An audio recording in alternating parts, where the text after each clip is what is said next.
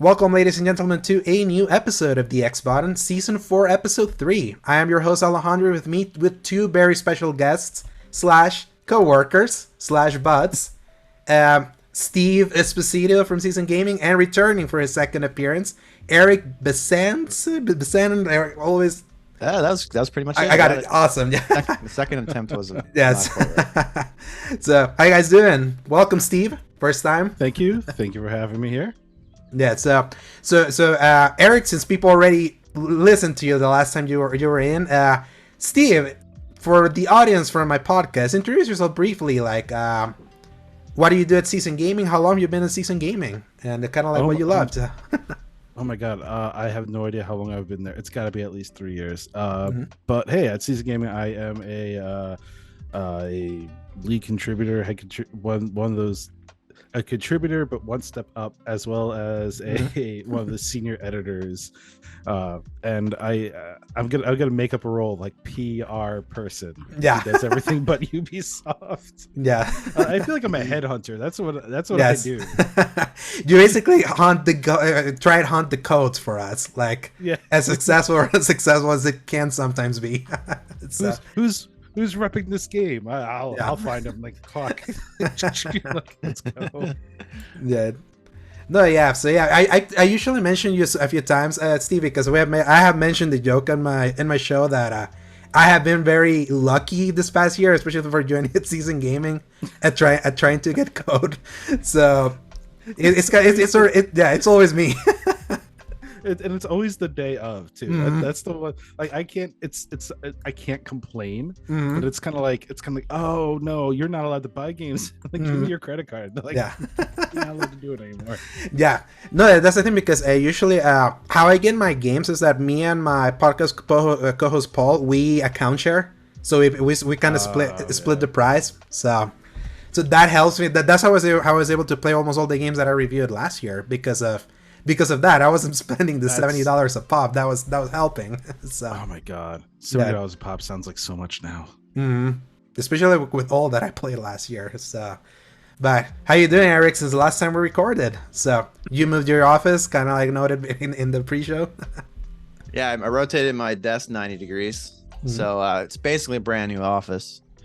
Other than that, no, I'm doing good. I mean, I wish that we were recording under better circumstances, which I'm sure we'll get into. But other than that, like, it's pretty good. Yeah, we'll eventually get to that. But before we're gonna get into that, we can talk about a few more fun stuff before we have to get into the dire situations of the industry as they currently stand. But before we jump into that, this is just a reminder that this is the X Bottom Podcast, our gaming podcast that posts every Fridays from 10 a.m. onwards, God willing, available on the YouTube channel Escape Gaming, as well as most audio services around the world, Apple Podcasts, Spotify, and the like. You can find links in the RSS feed at tinyurl.com/escapegaming. If you enjoy our show, give us a like and subscribe. So, time to talk about what have y'all been playing. So, who here is not playing Palworld? I'm not. Yeah, are you interested in that one? Are you interested in that one, Steve? So yeah, just for curiosity. I am interested, but I have a really bad habit of really getting sucked into the memes of a game, and then not committing to it. Like Palworld, I was all over it. I was like, look how insane this game looks. Like this is crazy. And everyone's like, oh, did you play it? I'm like, no. And the same thing happened with Bug Snacks. Like I was all about Bug Snack. I still haven't played it. Yeah. Oh, Bug Snacks is great. Yeah. Sometimes you feel you feel like you can live all these games through the memes, and you get basically the entire experience. But the better the meme is, the less I'm gonna play it. Yeah. It sounds terrible, but that's how it is for me, I guess. Yeah, so I'm not playing Palworld. So if you guys want to go off on that. Yeah, so Eric, how many hours do you think you sucked into Palworld? I don't think it tracks it on the PC app, because that's kind of what I've been playing on. But if I had to guess, I would say it's between 20 and 30. Maybe for some context for people that are playing Palworld, I'm level 25, I think, and I have an entire castle with that's the basement is my workshop. The next floor up is my bar and restaurant. Next floor up is my bedroom suite, and then I built a giant tower that goes up to an atrium where my hatchery is for my pal eggs. Like that's the level of Palworld I'm currently at right now. I want a video tour of this. Yeah, you should record it. It's actually version 2 because even though my whole fortress is fenced in, I had a fire-based pal that was like my pal, that it was like my battle pal, and then I got invaded. I don't know if you knew this, Steve, but you just can get randomly invaded by like NPCs. Stupid birds. I keep getting invaded by the stupid birds that are always like kind of like 20 levels above. PETA. It's like a riff on PETA. It's like the pal guardian or pal. Anyway, they raided me. My fire pal attacked them, which like burnt down my walls because they're wood. Fire and wood don't go together. And then like PETA just like came and destroyed my like like the little computer that is like makes all your pals like slaves or whatever, and that made them all free. And then a bunch of this giant elephant just randomly spawned because like where my base is built, there's normally a giant mammoth pal there that's like level 40. But I like lured him away and then built the fence so he couldn't get back in. But like apparently when your PAL computer gets destroyed, like everything that's supposed to be there just spawns there. So then this elephant just showed up and just started wrecking everything. My whole castle got destroyed, so I had to build it again. Yeah. And it's hilarious when that sometimes happens and they're kind of like T-posting in and out, kind of like rubber banding, and just doesn't know like how all of that is kind of like working within like your own base. And I had so many pals die by burning themselves up because of that stupid rubber banding of having all of them kind of like cramped together. And sometimes I'm not fast enough to kind of like grab them because I made my base close to like a river to try to like drop them, but I'm playing it co-op on Xbox, and let me tell you people, the Xbox version of this game is not good. It's very it's very janky. So and especially if you're playing on co-op, I was trying to like grab some of those pals to take them to the river, to be like throw them to the water, to at least for them to stop being on fire. Just imagine just the screen going like this, constantly like, come on, stop rubber banding, and that would kill my pals. So yeah, I switched to PC pretty fast. Yeah. My first session was on Xbox, but then I still playing on like the Game Pass version, so it's not technically the best version, which is the Steam one. But yeah, I had to switch to PC. But PC is like, other than like some of the features missing from the Steam version has, the PC like Windows version is pretty solid, especially considering like the how that game was made and how many people made it and their experience. It's relatively speaking, it's very well done. Oh yeah, and and I haven't like benchmarked my own PC to see if like the Steam version could like run it well, because I've been like, it's just $27. It's like, I'm kind of really. Well, you into could always this. refund it too. Oh yeah, the Valve or the Steam refund policy is pretty. I always keep forgetting because I'm such a console peasant, so you know how refunds go. how refunds go there. It's are you were gonna say, Steve? I don't know. I was gonna say it's surprising enough it runs really well on Steam Deck from what I heard. A couple of people were saying it runs fantastic on that, so I'm kind of like, okay, that's pretty cool to know. Glad to see that got love.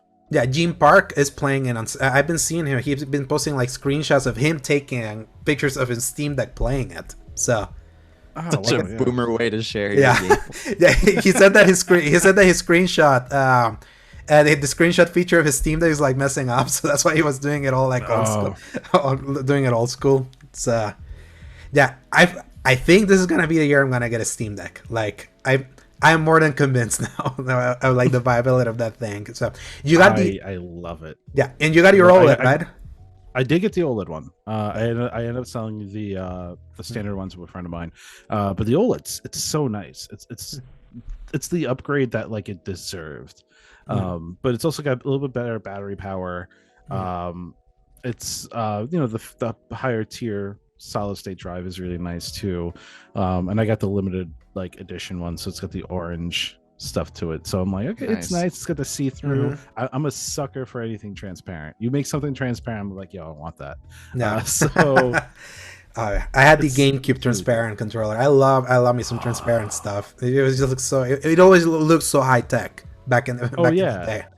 It's just like clear plastic, but I love it. Like, that was the whole aesthetic. Like, I don't know if you remember, like back in like what, early 2000s. Yeah, like the Macs, the old school Macs are see-through. Oh, yeah. The Sony had that whole brand of see-through controllers, which I need to bring back badly. Oh man, yeah, everything I had like that I bought after like the controllers that came in with the console were all see-throughs. In fact, I even had a Mad Catz GameCube controller that came with the turbo that was see-through and came with light, so it illuminated like with this neon yellow light. And I love activating that, especially the turbo of like melee games of just like holding B, and it was just like it like started like doing strobe like effects of just like the quick actions that it was like detecting on turbo. So like I miss that era. I really miss that era. So what other games have you guys been playing that's not Palworld? So Steve, since you're not playing Palworld, tell me like what games you're playing that's not WoW. That's not WoW. Okay, yeah. Yours is Palworld, mine is WoW. I have been playing I've been diving into Elden Ring here or there. So I've been kind of exploring that. And I just downloaded Enshrouded. So I want to give that a try. Yeah, that one just came out, right? Like yeah, today. Or yesterday. Yesterday, I think it was. Yeah. They're like, surprise, it's out. I'm like, what? Like, were you gonna tell us? Yeah. But yeah, that came out and it took like a lot of people by storm. And it looks, I'm not really big into like the survival games like Valheim and stuff, but this one looked interesting enough where I'm like, okay, you know, I'm down. I'm down to mess around with it. So I'm going to try to give that a good shot over the weekend and see how that works. Yeah, that's the one that you were going to play with Zach, right? Before I remember. Yeah, because I was like, hey, if you get a code, let me know. And he ended up getting one. So I was like, all right, cool. I'm like, all right, well, we both requested this, so we're gonna have to write something, both of us. So I'm like, okay. Hey, maybe you, Steve, because he's on Suicide Squad, so it's kind of like his next thing. It's this month got busy. I don't know where it came from. Yeah, I'm like, I had it on my wish list for a while. My whole office is playing it right now. I'm just like so deep in Palworld that I had to push it for a little. I'm probably gonna pick it up in a couple weeks, but it does look good. Palworld is the one that I was like, at least because my Destiny clanmates are playing it, so that's kind of like been like the game that I've been like chilling with them. I'm not doing my own base, so I'm just kind of like joining someone's base, and that already leveled me up to like level 41 and all that. I just kind of be chilling there, but that's so funny if you're playing co-op with someone and you stay in a base as the pals just like build stuff for you. It automatically levels you up, like with you not having to do much. The problem if you stay and do that a lot, you over level so much that then so many pals around your area, they don't level up with you, and that you can like kill them all. You know how you have to kind of like instead of like you can do a punch, they're dead. Like you whiff at them, they're dead. So you kind of like have to like keep like leveling up like gradually if you want to keep like building your base in there. So it's just been funny there, but today, Tekken 8 came out. I was just playing it before like recording. Are you guys big Tekken fans or fighting fans at all? I used to play it back on the PlayStation 1. That's what I was 1 and 2. Say. Yeah, 1 and 2. Yeah, Tekken 2. Tekken 3 was like a really huge launch when it came out. It was like a Call of Duty like level launch when it came out. But I mean, since then I haven't touched it. I played 1 and 2 on PS1. Was 3 on PS1 too? Because because 3 was PS1. Yeah, because I always keep forgetting which one was the PS2 one, because I think that was 4. Tekken Tag. And Tag too. Yeah, Tekken Tag. I remember that one.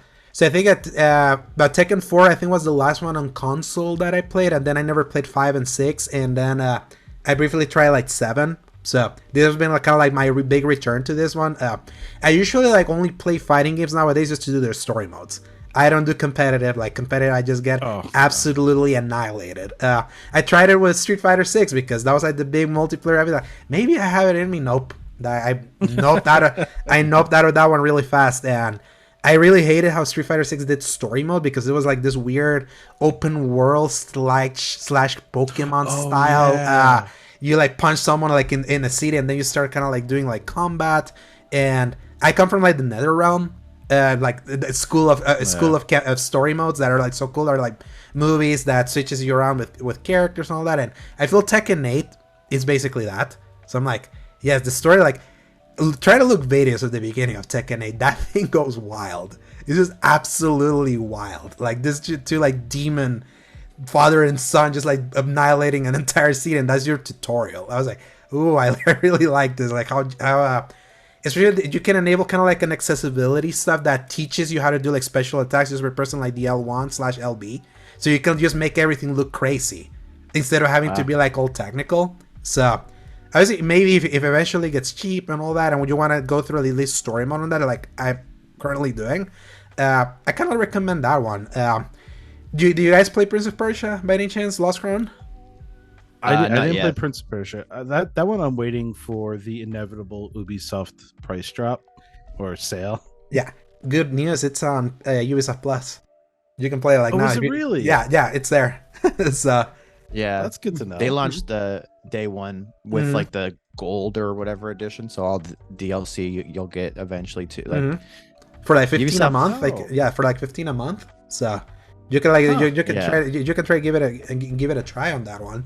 Mirage is on there too if you haven't played that, or you did play that. I did play Mirage. Yeah, Mirage was the tag team with me and Steve for season gaming coverage because I was gonna review that one, but we got PC code. So, and my PC, like, if you remember the day before, we were like looking at the benchmarks on my PC, and they were not like hitting. I was like, God damn it! Like, I wouldn't be able to review this. I wouldn't be able to review this, right? And that's when Ains was I'm gonna get you a code, and that's where I played it to kind of like update our rankings for that one. So, it's on Ubisoft Plus now. So, Avatar's there too. Which that's what I got instead of Prince of Persia. I like it was on sale on Boxing Day, and but then it was like immediately in back order, so it just arrived like last week, and now I'm probably gonna exchange it for the PlayStation version because we'll get into that later. Oh yes, the lack of someone deciding that physical may not be important soon. But So have you started playing Avatar, Eric? I did like the intro segment and the I guess it's technically a tutorial, but it's like very long. It's like 2 hours, kind of. Yeah, it's a long tutorial. And the first 30 minutes of that tutorial are bad. Are like you're like in this enclosed space. It's a lot of it's like it's basically like the first act of a movie that's told to you in like 4 very fast cutscenes with like very like that are just like time jumps and skipped. Like it's like you start as a little kid, and then by the time that sequence is over, literally jumped in. Like Rival Moon. Feels like. But it is cool. Like it is very like the graphics are insane. It's probably the best looking game you can play. Like it's probably toe to toe with like Horizon Forbidden West. Yeah. Performance is okay. If you like Avatar, it's awesome. It doesn't feel like overly Ubisofty in terms of, because you can like right at the beginning of the game before you start, they have the option similar to Tomb Raider to put on like exploration mode. Where it's like instead of being like here's a thing that was on your mini map, just look at that and walk that way. It can be like, oh, you have to go like northwest of this landmark and follow this, look for this shape in the tree or like stuff like that. So it's more immersive that way, which is really nice. But that's not too bad. Yeah, that's the one that was my last review I did last year. That was the one that you were gonna do, Eric, and then I took it from you at the end.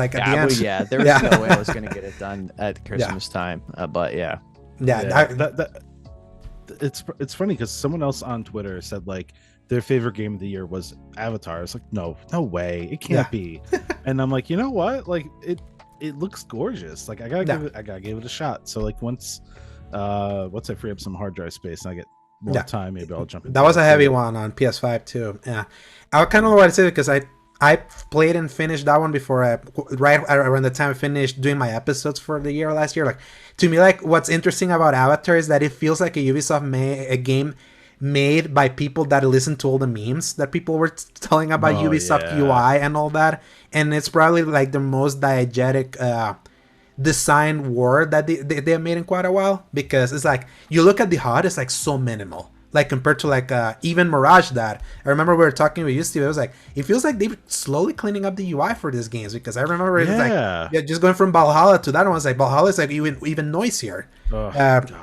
From is that it optional in Mirage as well? Like, do they have like a exploration mode, or is that just like the way? It has the guided and exploration. I usually put guided just to kind of like blast through, because I'm like, usually these games are like they're not I call it like the non-Breath of the Wild syndrome, that Breath of the Wild or even Elden Ring are kind of like designed so that diegetically the world makes sense as you're like going through those worlds, that you don't really need much to really signpost you because they're just so well designed. And then like the Ubisoft worlds feel like they're all designed because they know they have a map that they want to checklist people through. So I feel Avatar is the first one that for its majority I was like, yeah, I have to like really pay attention. It's like, it's really cool. Like sometimes when you're kind of like flying around, when you get your flying mount, which is when that game really comes alive for me, to unlock like the fog of war of that game, you sometimes just by observing the world, you're gonna find the factory drills that are kind of like polluting the world, and you can just easily see them either through the map, like if you pull it up, if you like zoom in close, you're gonna see kind of like the fade of like,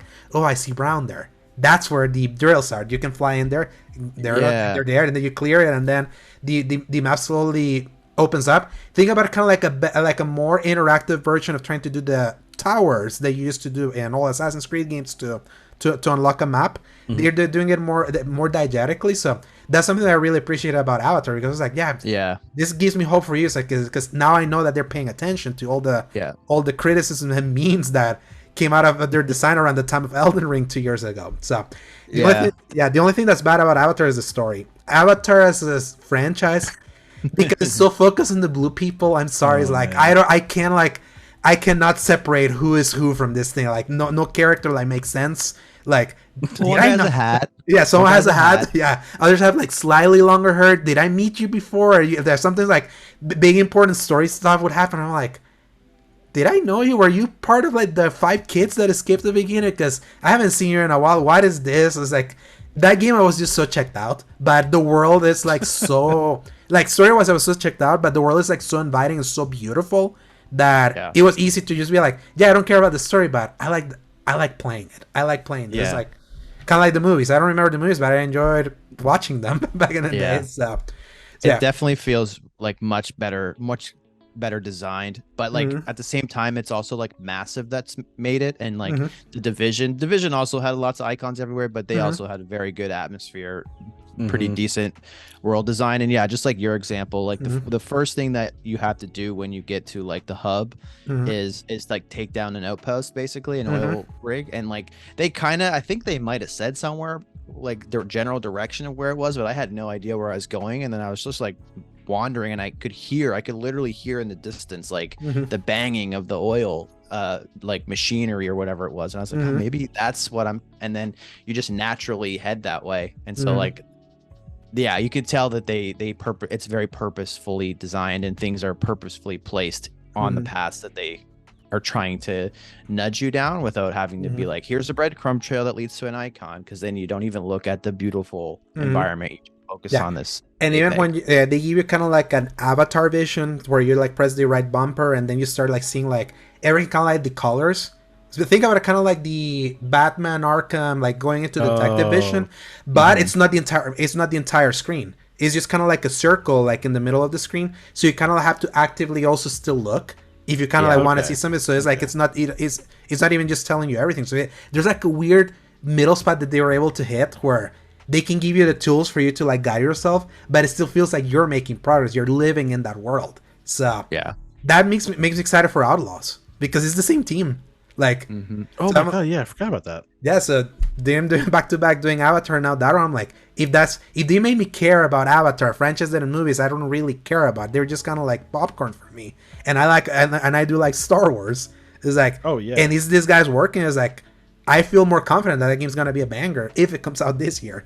So, if we'll see. Avatar scraped by. Yeah, it feels like the way I feel about Outlaws and its potential to be delayed is exactly the same thing I felt about Avatar, and it managed to hit it somehow. Yeah. December releases are legit. So if it hits it, it hits it. But circling back to like Prince of Persia, I've been like I played it for like 10 hours, and I loved Prince of Persia back in the day. Like, I don't know if did you remember the Sands of Time trilogy, Sands of Time, War Within, and Two Thrones. Those were my jam back in the day. And I've been like sad that Prince of Persia has been like just gone for so long, especially after they did that reboot in 2008, the one that was like cell shaded, and then they circled back to the Sands of Time with Forgotten Sands in 2010, and then that series just went like kaput. You'd say it got assassinated. Yeah, potentially. Literally by Assassin's Creed. He got stabbed in the back after like Assassin's Creed took off. I like so far. I really like what they've done with the franchise as a Metroidvania. It's also really hard, like really, really hard. I'm like sometimes like I have to when I play it, I have to kind of be in the mindset that I have to be in. I kind of have to be like in my element because you have to parry enemies like almost like precisely to sometimes even just kill them. And it has kind of that parry system that sometimes you're gonna go like on a big streak, and then suddenly you're just gonna like be off by a little bit. That there's gonna off you and then send you all the way back to like a long checkpoint. So then there's a time you're like, okay. Music to my ears. Yes, no, you do. Awesome. Yeah, you that you love hard games, you're gonna love this one. Like you have to, and I usually love them. I just have to be kind of like in the mindset. Like when I know that I'm gonna be playing like a Souls game and all that, I'll be like, okay, I'm here to like not just chill out. I have to like be in my element, especially with that one. That what you bring in there? You about the physical? Well, I didn't want to interrupt you, but I didn't realize this existed because I was like 360 only. But they remastered all 3 of those. Yes, I have that games for PS3. What? Yeah, I have that. I have that one with trophies. So I like the Warrior Within HD, Sands of Time HD, Two Thrones, full trophy support. I need to go to my my local shop this weekend then to see if they got that. Yeah. They also have Splinter Cell and Tomb Raider in the same kind of thing. Like they never came to 360. Yeah, they're just PS3 was the console for those like remastered HD like HD PS2 ports. It was like so cool having them all in one Blu-ray disc and with the trophy support. I had the platinum for all 3 of those games. You have to you have to be Warrior Within Two Thrones 3 times. Like and there's no like that you you cannot do just hard mode and then it unlocks everything. You have to do like every individually. Stack. Yeah. Oh, God. And then Two Thrones has one trophy that you have to do the entire game without dying. Like no, you cannot you cannot do like if you fell and be like, oh, game over, it's like you're screwed. I did that in easy mode and that was like, and even one time what I do, if I saw that I missed the jump or like crap, I would just shut the console off. Yeah, you could try to like save scum it that way, but yeah, those were really good. Like you like hard games. If you played Ori and the Blind Forest and Will of the Wisps, the amazing platforming sections that the game has, like Prince of Persia also has them. That you have to be like chaining all the movements that you eventually unlock, like to try to evade all the like different traps. And mix them, imagine all together. You just feel so nice. The game like runs so nice. It looks so nice. Like it's so fun to play. It's just one that you have to be like in the mindset for. It's not just gonna be like, even though you can put it on easy, it's still not that easy. I tried them both. I tried them both. It's like they did make a challenging game, and I do like that. It's just more that sometimes I need to be like in the mindset for it. So, so far I do agree. Like Ames reviewed it, kind of gave it a 9. I see it. I want to see if I agree with that because. I also played for a while and then I'm like, oh yeah, I kind of want to play other stuff right now. Kind of like what I did recently with The Last of Us Part 2 Remastered that I recently reviewed. You can all read my review over at seasongaming.com. I thought that was going to be such an easy review to write and then I wrote a 3,600 word thing on it. So because I had a lot of things to say about that one. Where are you guys on that game? Like, where do you guys land on that spectrum? Because there's like a big spectrum of that game, or you can exist in both spectrums, like I kind of do in that. So, Eric, where do you land on Tila 2? Eric first. Yeah. I think that it deserved to win Game of the Year. I think that it was amazing. I think like all the things that people hate about it, I thought was awesome. I think the fact that a game story, a video game, considering where games come from, the fact that a video game story could elicit such an emotional response from people, regardless of if it's negative or positive, the emotion that it drew for people was exceptional. I think that the polish and the production value is like, there's nothing that maybe God of War 2018, but other than that, there's nothing that comes close to it from the past gen of consoles. I think that the narrative structure that they went with like the kind of 4 quadrant thing, that was very risky, and I think they pulled it off perfectly. Like the journey that I went through, like in my thought process, like they literally make you hate this character and then literally like people, and this shoes. is all the things that people say are shitty about it, which is hilarious. But like, I mean, reasonable minds can differ. The whole quote. But the first time that they put you as or give you Abby as a playable character, I was like, oh fuck no. Like, we can swear, right? Yeah. Oh yeah. Yeah. Okay. Good.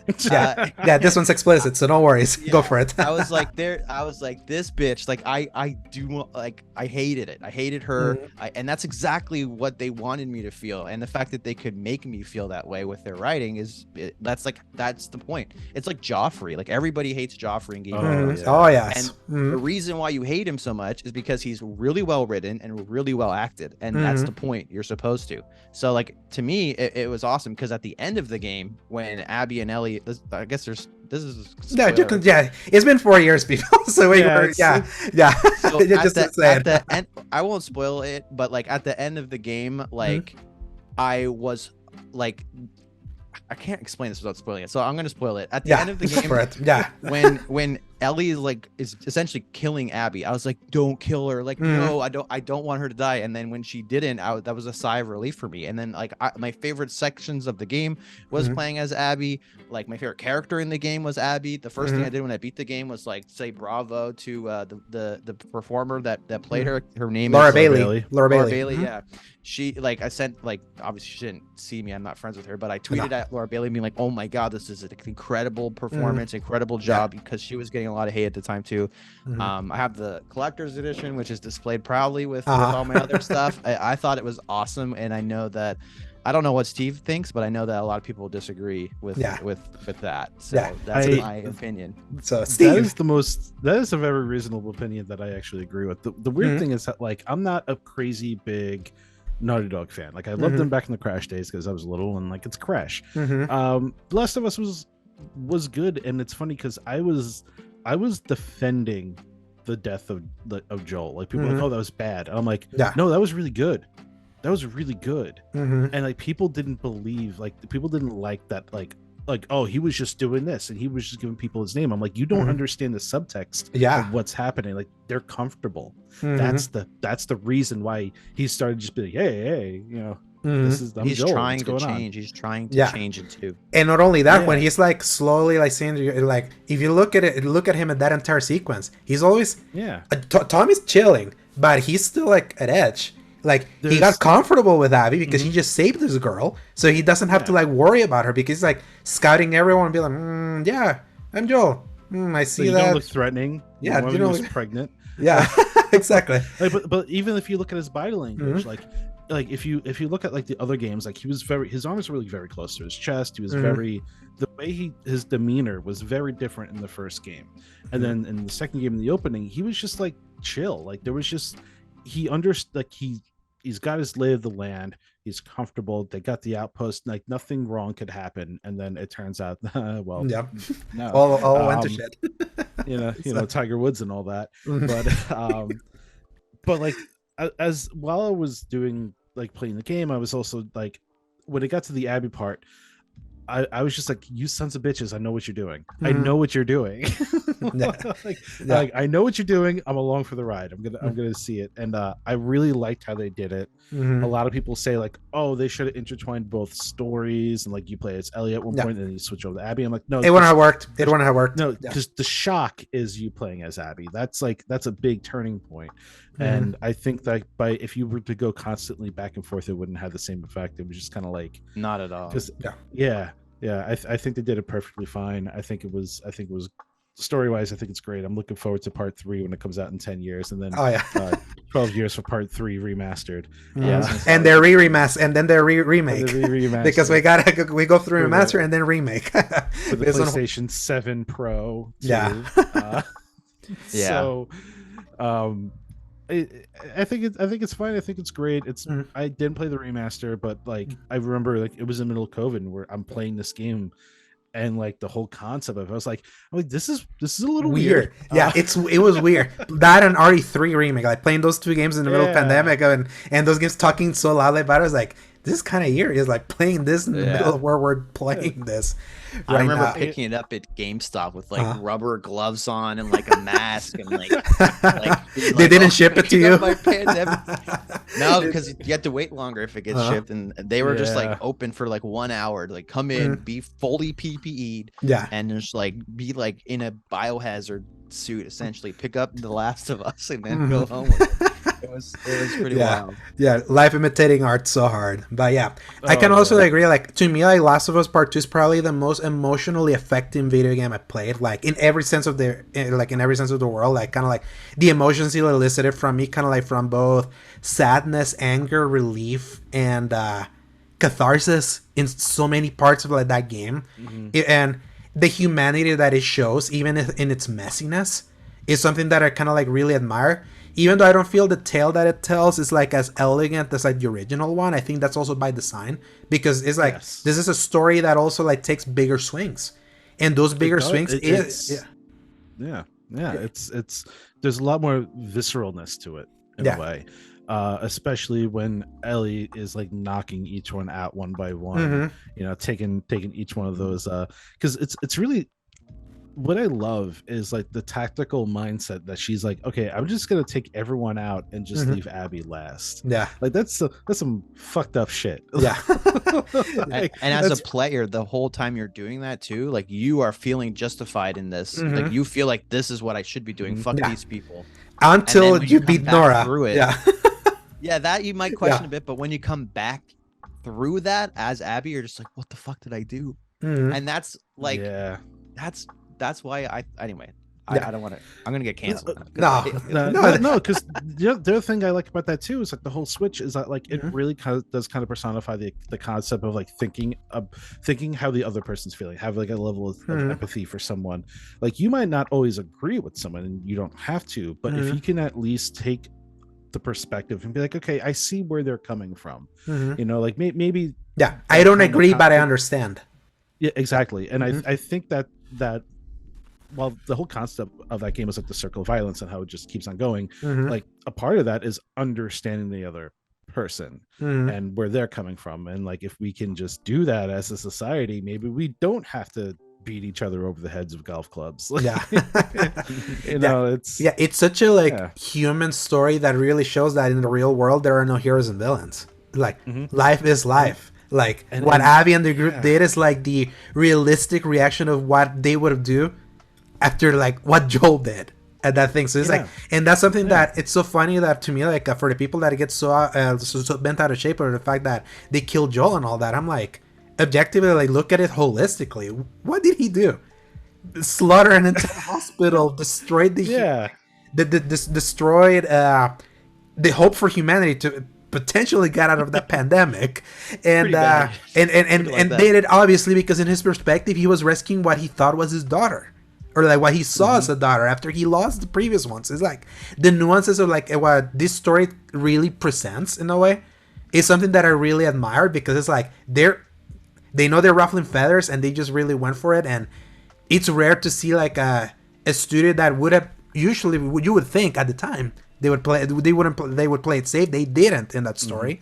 I don't know if they will afterwards, considering where Sony's currently at with the way how they're like just regurgitating stuff. But it was like that felt really nice of seeing something like, it's like I love this boldness, especially kind of like you mentioned the Joffrey thing, Eric. It's like, why do people love Game of Thrones so much? Because it dare play against convention. That's like what The Last of Us 2 really did, and that's kind of like what I admire about it, because I'm always fascinating from hearing like the different reactions from people. Obviously, there are some people that do their well-argued, not in bad faith, kind of like explanations for why they didn't like it. It's like, it's Hogue, resolve masking different, how you always mention it, but it's like I like hearing that, because like it's, to me, that's a work of art.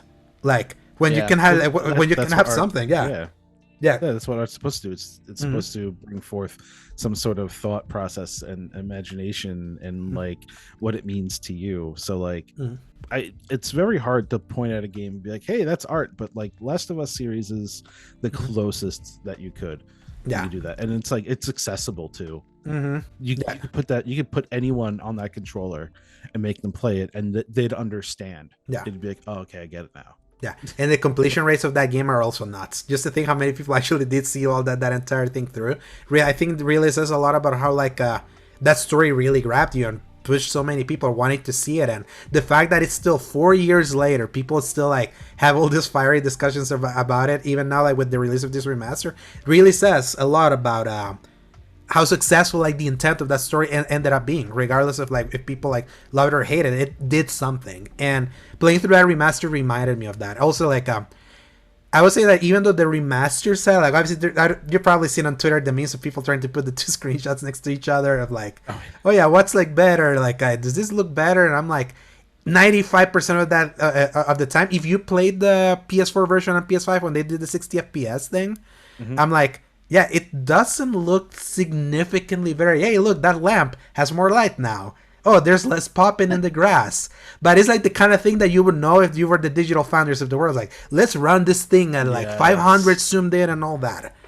What it still reminds me of is that game was so darn ahead of its time visually that you look at the remaster right now, it looks as good, if not better, than so many things in the that has still come out today. And like, and that's what like really struck me. Is like, gosh, it's like Naughty Dog really is like from a technical standpoint is like so talented. And the one thing that I do appreciate more about the remastered is how like with the no return mode, that the roguelike that they kind of added, it allows the combat of that game to kind of like present itself in such a distilled like story free way to really showcase. Because what does everyone talk about The Last of Us? They like talking about the story. They don't talk about the fact that The Last of Us Part 2 is Naughty Dog's best playing game. Like, if you follow, at least from like when they moved away from cartoons to the Uncharted style, like from the like third person over the shoulder kind of thing, it was like Part 2 is, and the Part 1 remake that they released 2 years ago was like, is when they finally nail gameplay and married kind of like that gameplay with that little nimble tactile nature of like their animation and all that. You probably see it. I don't know if you've seen like the people doing John Wick style like montages of people like chaining everything and shooting, grabbing things and jumping around and things like that. That mode feels like it's playing a lot into giving people like that like the gameplay of that game kind of that fantasy. And when you kind of mix that mode with a few of the behind the scenes stuff that they added, kind of like the developer commentary that plays when you watch the cutscenes. If you've ever been a fan of dev commentary or like movie commentary from back in the day, like they were playing, it appealed to me that way, and I did enjoy them talking about the game in a more jovial way. That, considering how many people feel about Neil Druckmann as like a executive and all that, I feel like, oh yeah, he likes smelling their own farts and all that. When you hear him talk about the game in a more laid back way, I'm like, yeah, he's just a really down to earth dude that just like explaining the thought process with the actors that did the thing and hearing some of the anecdotes. I really enjoyed that stuff. And then there's the stuff like the 3 lost levels, which is interesting thinking about the thought process of like why they cut them. Which is so very funny. You guys play Spider-Man 2. Yeah, Eric, you reviewed it over at CC Gaming. You played it. Also, Steve, do you remember the section at Coney Island? When you're like at the carnival? Last of Us Part 2 was going to have also like a carnival section where you're kind of going around, playing around stuff and listening to conversations and things like that. I'm like, this is so funny to think that the Sony games are like this. They like, oh yeah, like that it was so funny. I think I was like, of course. Why am I not surprised that they copy each other? Yeah, God of War was supposed to have a carnival set too. Yeah, and they cut it, but Insomniac is the one that left carnivals. Like, they didn't put it in the cutting room. Like, that to me was just so funny. But thinking of Naughty Dog being like the ones that, yeah, we cut it because it's so funny. Those levels at the end, they're like, we cut them because we already, what we wanted to say with this thing, we had already said it. So this was just doubling down. So I'm like, it's nice hearing at least some of the honesty from the dev team of why they did that. And one of those levels was clear unfinished. That carnival one had no dialogue, had a lot of placeholder elements. You see the gray boxes where there should be stuff. I'm like, interesting, like how the sausage is made. And then there are other levels that I'm like, I could have seen this. They could have put this in the game, man. They didn't put it because they said the point of this, we already mentioned it. So it's interesting like that. And then when you think it's just $10, like for $10 with all that, this could have easily been a $70 thing like they did the Part 1 remake, which was harder to justify because they took the multiplayer out of that one. They just tried to make it prettier. So it was for that one was, yeah, this is only worth it if you really love this game and you want to see it prettier. That was kind of like the pitch for that one. With this one, it's $50 if you want to go get the disc of that if you want, or if you already own it, it's just like $10. So I feel like at least they fixed the value proposition for if people want to get like a better version, and especially if you have an LGC, if you're one of those people who have the LGC ones that can play everything at 120 frames and all that, that's where the remaster like really like you feel the improvements. Getting to play at fidelity, a high frame rate, they're the people are gonna have more advantage of like the technical improvements more than people just playing it in performance. So yeah, you can go read my review on redseasongaming.com. I gave it a 9. So yeah, any other game that you guys played before we move on to the next thing I want to do with you guys? No, I've also dived into this game called Death Must Die, which is another Survivor style game, like a Vampire Survivor. So I'm suckers for that game, those kinds of games. And it's okay. It's a little buggy right now, and I think the 6 classes you get are all relatively samey. But it's in early access as well. It's pretty fun. I feel like those I feel like those kinds of games, that's a good one too. I think it's like cheap too. I love Vampire Survivor. Love Vampire Survivor. So addicting. Nothing can beat the Vampire Survivors in quality, because I feel like every game is trying to be like, okay, we're gonna be like Vampire Survivors, but you get to swing the sword, and that's not what makes Vampire Survivors like fun. Like, what's fun with Vampire Survivors is just like adding up all the abilities and being like ridiculously overpowered. But all these games like try to keep you in check. Like I played was it Halls of Torment, which was like I call it the Diablo one, because it looks just like Diablo. And I was like, okay, this is cool, I like this, but it's missing a little bit of flavor from the sauce, so to speak. I see.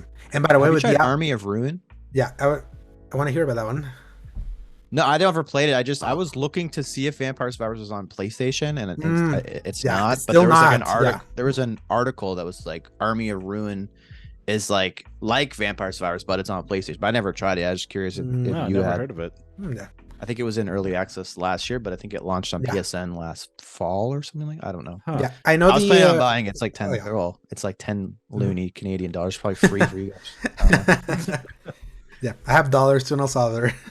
So, yeah, like Vampire Survivors, I know the developers kind of teased them putting it on PlayStation. It's weird that it's taking this long because it's already on Switch also. So, and I heard the playing that thing in 4-player split screen is nuts. Like when they added that mode. I totally did try that. Yeah, so I can't wait to play that, because I do have some friends that usually come over and they're at least open-minded at trying games that are not FIFA or EA Sports FC as they're called now. So maybe I can have them play that. And Eric, anything else you played? I've been still grinding away at the ranked in the finals. I think I'm like a smidge away from gold, which is like okay, I guess. I haven't been putting much time in it. We have me and my team that I play with, we just kind of play on Wednesday. Like it's pretty much just like a 1 day a week thing, so it's slow going. I just finished Cocoon today, which is kind of an oldie, which I think that game is exceptional. I think it's like when I was playing it, I was just like, how can people be like this creative and this like good at game design? I did think the ending was kind of not as impactful as Inside, but it still was really good. But overall, I think everyone should play Cocoon. I think that game is one of the best games. Yeah, I did a brief. I have that downloaded. Yeah. When I got my Series X, I downloaded a bunch of like those smaller games because I wanted to see how they look better. I did Jusant and Cocoon, and I beat Jusant first, and then Cocoon was kind of like there, and then I just wanted to play other stuff, but I need to get back to it because it's really like, short too. Yeah. It's like maybe 3 hours, 4 hours. I need to do that. I need that in my gaming diet. Something like quicker. So, yeah. So gaming diet. Oh, I love that. Yeah. No, my gaming diet right now, as I've been waiting for Grand Blue Fantasy, has just been nuts. Like I just play a little bit of this, I play a little bit of that, and all that. And it's like I usually can kind of get the anxiety when I'm really anticipating a game that either I don't want to play until something comes out, or anything that I play doesn't satiate me. So I just kind of like just start seeing if something hits. Right now, Tekken 8 has slowly kind of like gave me the calories at least to sustain me a little bit as I wait for Sunday for that one. So all right, so for this next section, so last week with Paul, my co-host, we did our like what are our most anticipated games that we know of that were coming in 2024. So my listeners already got to listen. Like what are some of my anticipated ones, and I would like to hear from you guys. Like especially post the developer direct from Microsoft. Like if you were to give 5 games that you're anticipating, like your most anticipated for this year, which one would them be? Who wants to go first? You can think. Eric, do you want to go first? Sure. I just alt tab by mistake there. There's like the usual suspects that I think a lot of people are gonna have on their list. That I don't know. Maybe I'll skip over those ones. So I'll say some kind of more obscure ones. Yeah. I'm really excited for. You said 5. If you want to say more, we did 10, sure. But just to try to keep it. Yeah. So, but if you want to say 10, go for it. No, I'll just speed run it. So like obviously I'm excited for Rebirth, War Within, Star Wars Outlaws, Avowed, Indie, like but those are my top 5. Yeah, and Hellblade. Yeah, I'm really excited for Replaced. I think the trailer for Replaced is one of the best trailers I've ever seen. I think that looks amazing. Like whether that translates into an entire good game, like from start to finish, we'll see. But I think that game looks amazing. I'm really kind of hyped about that new game from Don't Nod, Lost Records, I think it's called.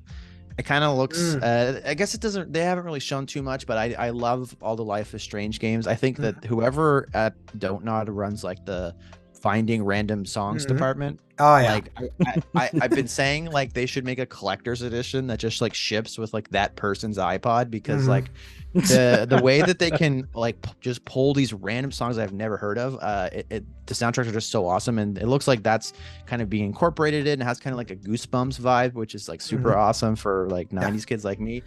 I'm really excited for War Within, which Steve probably is too, and I'm really excited for Princess Peach Showtime, because this is the first game that my daughter is very hyped about and like wants to get it on day one. That's so cool. You get the pink Joy-Cons. Excited about that. Yeah. What was that? You gotta get the pink Joy-Cons. I didn't show her them because she would want them, and Joy-Cons are like they're gonna $110. Yeah. They'll bankrupt you. So. Yeah, they do look really cool though. Yeah, she would instantly want them. Yeah, I remember I can't believe it's taking this long to have them. Yeah, and I remember you told me that Luigi's Mansion was one of the first games you played with her, right? Luigi's Mansion 3. Yeah, that was the first game she ever like. We played in co-op, but that's the first game that she like finished, like saw the end credits for. So that game is pretty special for me, and even outside of like the personal reasons why I like it, I think that game is just exceptional. Like it's just an awesome game just in general, especially if you're playing with a kid. The way that they do the co-op makes it literally perfect for like a parent to play with their kid, because one player is Luigi, and it just plays like it's just a fun game for someone who's like relatively competent at video games, and the other player is Gooigi, who like kind of is just as important to the tale and just as impactful in the game, but it's like can't die, like can't like the puzzles that Gooigi solves are easier, and so it's like lets you kind of have like a decent challenge for the person with Luigi, and then lets Gooigi, the little kid, kind of just have just as much fun without the stress, or like I don't know what it is about kids these days, but they die a couple times in a video game and it's like the end of the world. I remember like getting destroyed in Mario over and over and like thinking it was awesome, but kids aren't the same, I guess, these days. Yeah, my age is showing. But anyway, I think Luigi's Mansion 3 is awesome. Yeah, and Star Wars Outlaws also probably gonna be game of the year. Let's hope. I'm really hoping on that one. Steve, so what are some games that you're really anticipating for this year? So aside from like, the usuals like Star Wars and stuff like that, a couple of them. One of them, it's kind of a couple of indie games. One of them is Demon School that I've had my eyes on. It is like an isometric, like tactical RPG kind of a thing. I love those. Like, I was a big fan of like Fire Emblem games and stuff, so that's looking really good. And so like scary, like demons and shit, and it's like all animated cartoon, kind of 1632-bit kind of looking style, but it looks really good. I like the guys who are producing it, so that's an indie game I'm really looking forward to. Also, one that's been kind of shown around, but I don't know if anyone's really paid attention to it, but Nightingale, yes, the guys formerly from BioWare, or like Aaron Flynn from BioWare. Yeah, that looks really interesting. Like, it looks, I think it's supposed to be like another one of those like survival crafting games, but it seems to be like based on folklore and stuff, which I'm totally down for. So that looks really good. Foam Stars, no. Helldivers, hell no. Helldivers 2 is looking really interesting as well.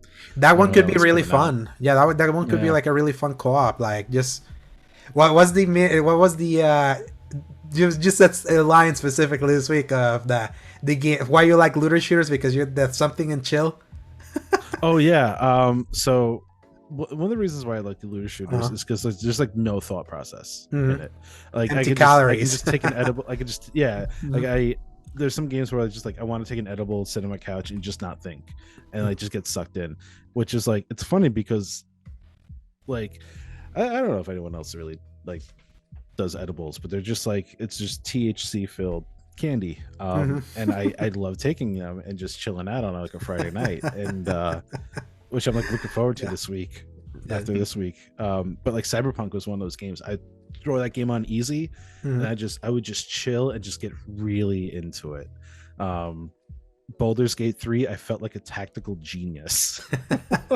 Where you were in your sugar high element. I was sitting there, like, there was something about that game because in Baldur's Gate, some people want to move through it fast. Like, okay, I want to do this, I'm gonna do this, and just end it. But in this game, like, I was like, okay, let's just take our time, man. And like, I would end up wiping the entire enemy map without like overthinking and stuff. It was crazy. So there's those two, and then, or three, I don't know, whatever. And I don't know, like there's Warhammer Space Marine. Space Marine 2. I have been on the press list for this game for like a year. yeah, because it was supposed to come out on the fall last year. I remember we got to the fall, we're like, where is this game? No one, they're like, all their press people were like, yeah, you can sign up for the press release. I'm like, all right, cool. And I did that back in like March, April-ish. I'm like, all right, cool. And then like September comes, I'm like, is this ever gonna come out? And then it didn't even get like officially delayed. They just went, okay, it's coming sometime. Yeah. So I'm looking forward to that one when it comes out, because like, as I'm a tabletop guy, and like I used to play Warhammer 40k, and then I realized that it's literally an arms race. Like the Warhammer tabletop game is an arms race. Like, I bought a little pack of guys called the Tau, and they're armored aliens, they're all mecha based and stuff, so like that's my jam. So I picked up a little box, $80 for a starter army. I was like, okay, my friend had a starter army too. We're painting our miniatures and like gluing them together and stuff, listening to like some music, and we're listening to when the guys from Giant Bomb had their podcasts and stuff, with the original like Alex Navarro and stuff. Yeah, the original four, Beanie, Alex, Brad, and Jeff. I ended up hanging out with Alex Navarro a couple of years ago. Yeah, because he's from New York, right? Yeah. He's a friend of mine, and my friend's like, yo, just come out and hang out with us. I'm like, all right, cool. So I got to hang out with him for a little bit. He's a chill dude. But yeah, so we would build our minis together and stuff, and we'd do little skirmishes. So one week we both have small armies. Next week he's painting a tank, and I'm like, oh well, now I gotta get a tank. So I go out, I drop $70 on a tank, right? And I'm painting my tank. I go back to his place again for like the third week, and he's got an aircraft carrier, like this giant like warbird. I'm like, dude, I can't do this. I'm done. I painted all of them, and surprisingly enough, if you do a good job painting, you can make money off of just painting these miniatures and selling them. So that's what I did. Made like $300. Wasn't bad. Yeah. So even though like I don't play the game anymore, I still have like a soft spot for that universe because it's so stupid and silly.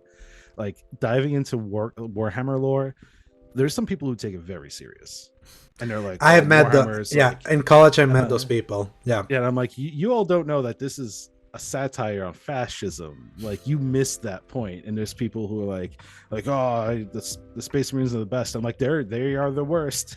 You're not supposed to like them. So like watching this Warhammer stuff, like, because if you ever dive into lore, like, everything involves death. Like, they're like, how do you refill a spaceship? Well, there's a holy ceremony where you have to go out and the fuel rots your body, and it's a death sentence. I'm like, I can't do this. Like, this is, how does anyone take this seriously? Like, it's so stupid. So I can't wait for it. Like, I can't wait for the tongue-in-cheekness of of September. I think it's September 20th for that one. So is that they gave a date? Oh, I didn't know that. Yeah. So I forgot to mention in the like what we're playing, but I actually was playing Warhammer Warp Forge, which is like a riff on Hearthstone, but like Warhammer. And that kind of like I'm not like super into anything Warhammer, but like that kind of like looking at the card art and stuff like that, I was like, this stuff is like really cool. And I knew I never went there, but I had known that there was like a Games Workshop like retail store like not too far from me, and like my girlfriend was like at the mall doing like whatever, and it was like there, and I was like, I'll just go in and see what's up. And I walked in there, and I was like so amazed that all the stuff they had on display was like actually painted by the people that work there. Because like it's so like once like when they're like you buy them new and they're just like gray or whatever, like they still look really impressive, like the molds, but like once they get paint on them and like get set up in a diorama and stuff like that, it is like the most insane shit ever. I was just like, my mind was just constantly blowing every time I looked anywhere, and like at the back of the store you just have like this like army of dudes just like painting all their like Warhammer figures and stuff like that. And the hobby seems like it's hard to break into, but once you do, it seems like it's pretty awesome. Yeah, it's a lot of fun. It's a fun hobby. It's one of the few things I really miss like doing. It's just like nowadays don't really have a lot of friends to play Warhammer against. So and the pandemic kind of screwed everything related to tabletop. So it's it killed so many habits about doing that. I remember I used to have a D&D friend group when I lived in the US that they would always get together, and then ever since the pandemic they switched to doing it via Discord, and that's and it's not the same, but they decided to just do it that way, because then everyone kind of like just moved away. So and I wish that in El Salvador that had more of a hold. Here it was Yu-Gi-Oh and Beyblades when I was growing out. Oh my god. Yes, so it was like probably the lamest one. So you can imagine everyone doing Beyblades like tournaments like in recess at school, or like have you seen like the Beyblade memes? Like, not to go too off topic, but have you seen them? Like, have there been recent ones? Oh my god, there was like a heavy metal show, right? And some guy brought in like a Beyblade battle arena, and they started like the pit opened up, and they started like unrolling Beyblades like in the middle of the pit. Oh wow, it's nuts. And then like there's actual like drama happening in the Beyblade community. It's nuts. I respect that community so much. I respect the fact that it still exists. I thought they were done. No, they're still kicking. They're still kicking. There's a lot of drama going on with the new rule sets and stuff. I'm like, there's rules to tops, like that's oh yeah.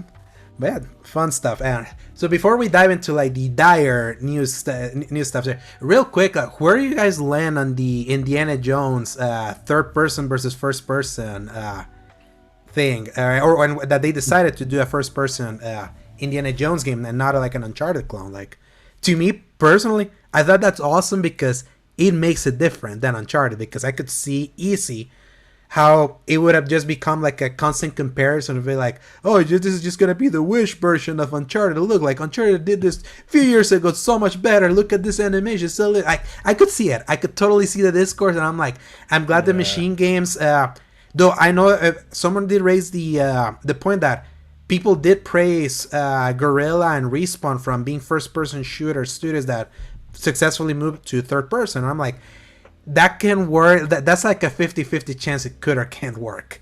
So I'm glad that at least Machine Games stuck to their strengths and made their game completely separate from instead of being like a constant comparison, now it can be like its own thing, and they can play to their strengths. And I saw so much of the things that I like from the two Wolfensteins being in display there, and as someone that also played back in the day Chronicles of Riddick, Escape from Butcher's Bay. Oh, wow. There's so much from how they're approaching that. I'm like, yeah, these were the same guys. Like, the same team are like working on this. So that reminded me of that. So that's kind of like where I stand, but I kind of want to hear because my podcast co-host, he would have loved it for it to be like Uncharted, because he made the point, it was like, we haven't had an Uncharted style game since 2018, like a high adventure with Shadow of the Tomb Raider. I'm like, yeah, that's like, it's been 6 years since that, which is nuts thinking about that. But yeah, but I did enjoy what I looked at. What do you guys think for that one?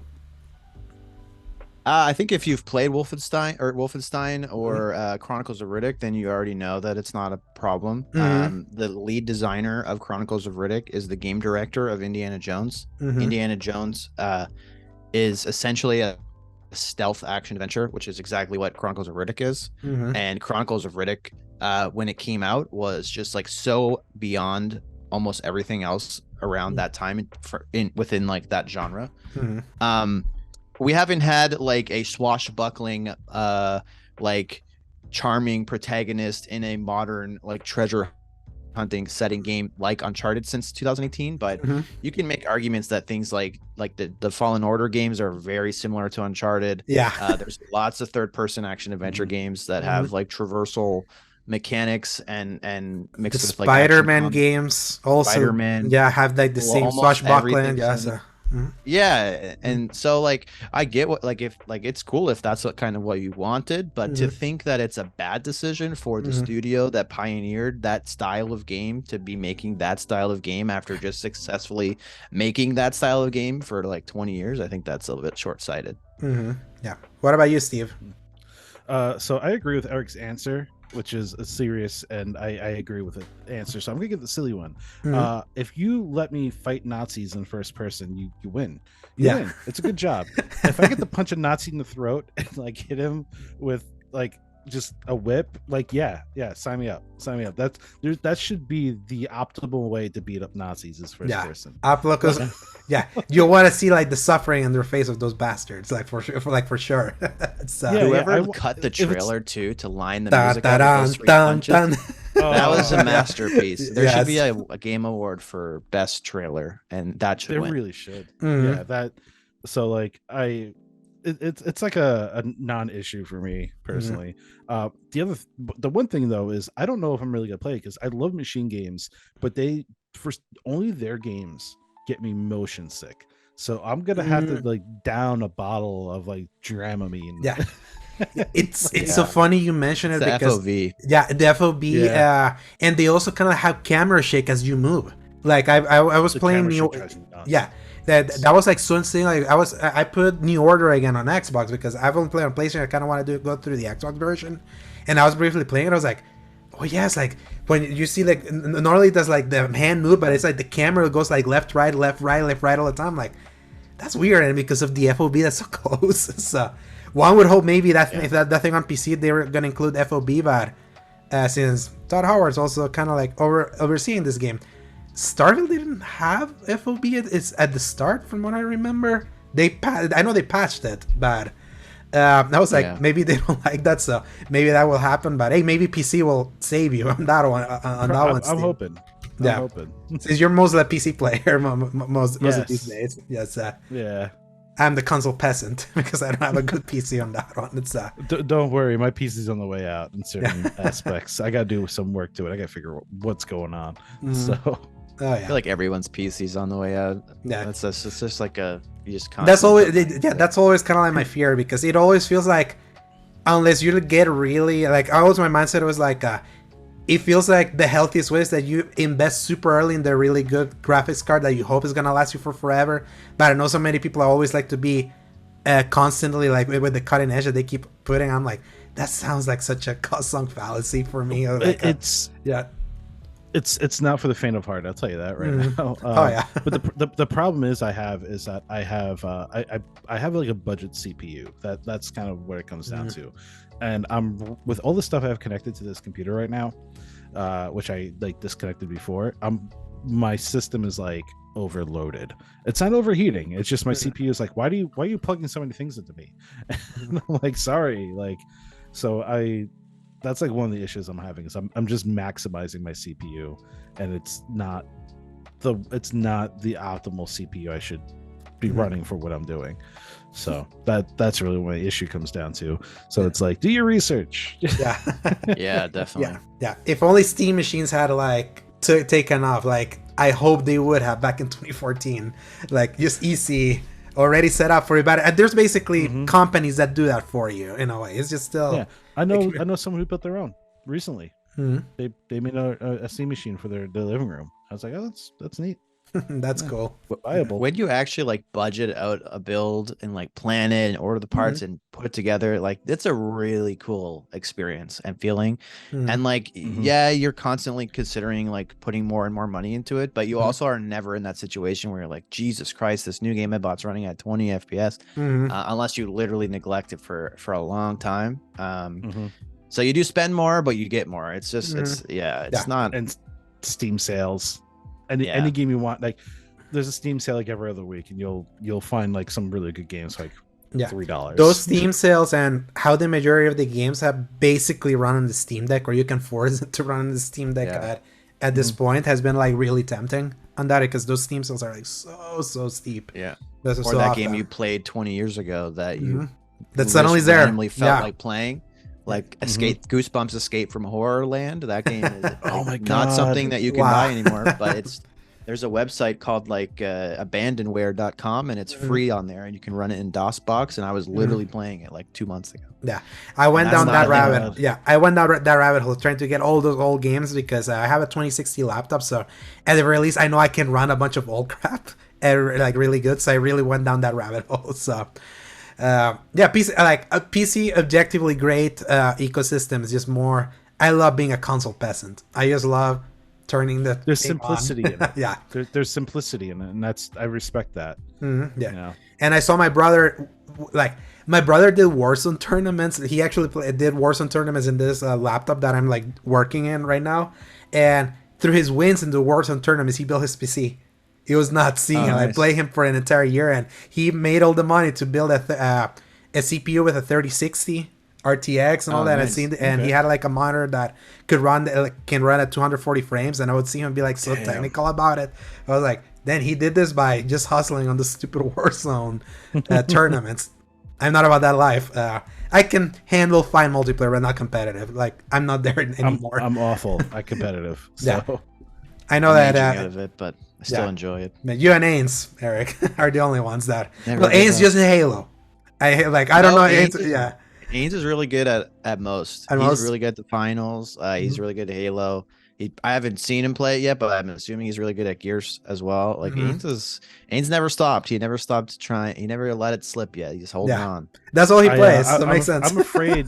I'm afraid to play with and against him because I don't want to embarrass myself. I know that feeling. Yeah, I know that feeling. It was fun playing Kill Squad with him when they gave us that code and we wanted to do something with that one. Yeah. So, and now we move to Bummer City for the end of the show. Yeah. So.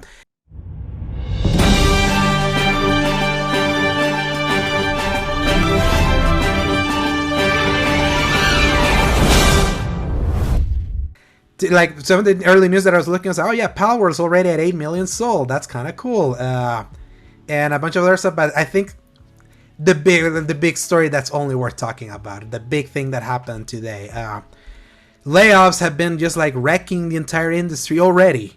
Like we're already at like 5,000 people that have been laid off just in the first 3 weeks of this year. And among those 5,000 is recently that Microsoft laid off roughly 1,900 employees across its Xbox, Activision Blizzard, and ZeniMax teams. I'm reading this from the Game Informer story written by Wesley LeBlanc. So the original story, like kind of like it cites that IGN got the sort of learned it from their sources, where Microsoft's gaming CEO Phil Spencer sent a memo to the staff explaining the layoffs. In that memo, Spencer says, "It's been a little over 3 months since the Activision, Blizzard, and King teams joined Microsoft. As we move forward in 2024, the leadership of Microsoft Gaming and Activision Blizzard is committed to aligning on a strategy and an execution plan with a sustainable cost structure that will support the whole of our growing business.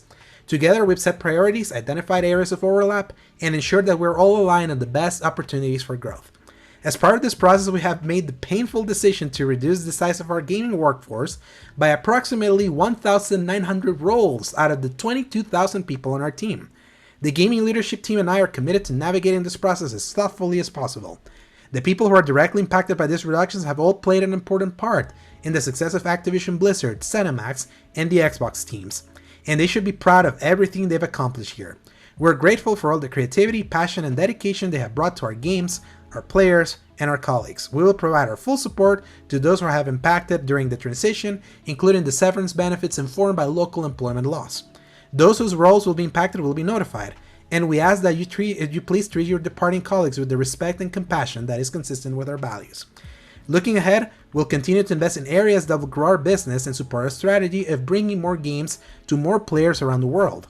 Although this is a difficult moment for our team, I'm as confident as ever in your ability to create and nurture the games, stories, and worlds that bring players together. The funny thing is that story just kept updating throughout the day. Then the next update of that story, they mentioned how Blizzard president Mike Ibarra has announced he's departing from the company. He was not laid off as part of Microsoft's 1,900 job cuts across its various gaming divisions. By the time he suggested layoffs and his decisions to leave are at least tangentially related. Here's what Ibarra wrote on Twitter. I want to thank everyone who's impacted by today for their meaningful contributions to our teams, to Blizzard, and to players' lives. It's an incredibly hard day, and my energy and support will be focused on all those amazing individuals impacted. This is in no way a reflection on your amazing work. If there's anything I can help with, connections, recommendations, etc., DM me. To the Blizzard community, I also want to let you know today is my last day at Blizzard. Leading Blizzard through an incredible time and being part of the team shaping it for the future ahead was an absolute honor. Having already spent 20 plus years at Microsoft and with the acquisition of Activision Blizzard behind us, it's time for me to once again become Blizzard's biggest fan from the outside. To the incredible teams at Blizzard, thank you. Words can't express how I feel about all of you. You are amazing. Continue to do incredible things and always keep Blizzard blue and the player at the forefront of every decision. To all of those impacted today, I am always available to you and understand how challenging today's news is. My heart is with each and every one of you. Then kind of like Jason Schreier kind of tweeted other people that were out include Alan Adham, the chief design officer and the company's founder that is leaving the company. And the more important thing that Odyssey, the survival game that has been in development for 6+ years, got canceled. So, and then there's other memos that was sent by Matt Booty and things like that. But what's interesting, like obviously this has not been the only layoffs that we have gotten just this year. Let me see if we had the list here. So like just this, today. It's today. I think we also learned that people can fly. The people that made Outriders also laid off 30 employees this week. Riot, was it last week, that laid off 530 people also. Then we also learned that the Lords of the Fallen publisher, CI Games, was laying off 10% of the staff. Unity, that laid off 1,800 people they're gonna leave by the end of March. Twitch laying off 500 people. Discord laying off like 170 people. It's just, and that amounts to 5,000 people laid off. So, what are your thoughts? In January. Yes, in January. Third week in January. Eric, what are your thoughts on all this? Well, for obviously anybody who's affected by layoffs, like you don't want to see that. Their whole lives are twisted upside down. And a lot of the people that are laid off in gaming, they're laid off in places where the cost of living is insane, like the West Coast and stuff like that. So it's very scary when that happens, because you typically, even though you have a pretty high paying job and a lot of benefits, you still are not usually super financially comfortable because of just how insane it is just to live in Irvine, California, for example. So hearts go out to them. I seen some developers tweeting about how like they don't know how they're going to survive without their medication that they can't afford because it was covered through their insurance at Blizzard, and you hate to see stuff like that. With when two companies merge together, there's going to be redundancies. It's like I know one of the cool things about ABK before the merger was that they actually had like an internal, relatively large in-house customer service team. I'm sure that Steve has had experiences dealing with like Blizzard CS or GMs and stuff like that. For Battle.net. Like it's hit or miss sometimes, but I would say overall it's probably one of the best customer services that you can deal with, like within the realms of gaming. So it's, in my opinion, like what probably happened is Microsoft has their own system in place, which is probably contractors, probably paying a third party to do it so that they don't have to worry about like benefits and stuff like that for their customer service employees. Same thing goes with marketing. I would assume that Microsoft probably works with contractors or other third parties, and Activision had its own internal marketing department. So Microsoft, like, those are just redundancies that suck to see those people go. But I would say that unless Microsoft was giving them like mixed signals or not, or telling them that this is not going to happen and then rug pulling them, I would assume that they probably had like some sort of idea that this could happen. So hopefully that helped them brace, although nothing is going to make it feel better. I think Ybarra leaving is very surprising, but I think that has to do with what happened with Odyssey. I think, and I'm sure that Steve would probably agree with me, is that Blizzard post Ybarra taking over has been on a very rare upwards trajectory. Their core franchises like Diablo, even though there's some rockiness with Diablo, it's trending up. It's been a successful game. Overwatch is probably like the biggest problem child, but from my personal experience, Hearthstone has been getting better and better. But most importantly, World of Warcraft is like at an all-time, like not an all-time high, because like it will never be at an all-time high. Like there's no way any game can be like WoW with a paid subscription anymore, like it was with Wrath. But I would say since the initial decline of players from Wrath, this is the best it's been. Especially thanks to what they're doing with Classic WoW. Like Ybarra has been really good, and Ybarra is, he said in his tweet there, he's like a huge fan of Blizzard. Like, it's really rare to have the CEO of a giant tech company like literally raid logging mythic raids, which like most streamers don't even do. Like he's like hardcore, and that's, in my opinion, that's kind of like what you want to lead your company, because he's not going to want to make decisions that are going to fuck up the game that he loves to play the most. Like you can kind of see that, and yeah, I think that the decision that happened with Odyssey might be that, and I think it's a really bad look for him to leave, especially, and Adam leaving too. Like he's a founder. Like that's like, they were founded like what, early 90s. Like that's really bad. And more and just kind of like I said, then with Ybarra, like 2 months ago, Jason Schreier interviewed him over at BlizzCon, and because Jason kind of prodded him like if he was gonna like transition out or anything, and he was like, no, they would have to drag me out of Blizzard for me to leave. It was a like dream job. Yeah, it was a dream job for him. Like he was like committed.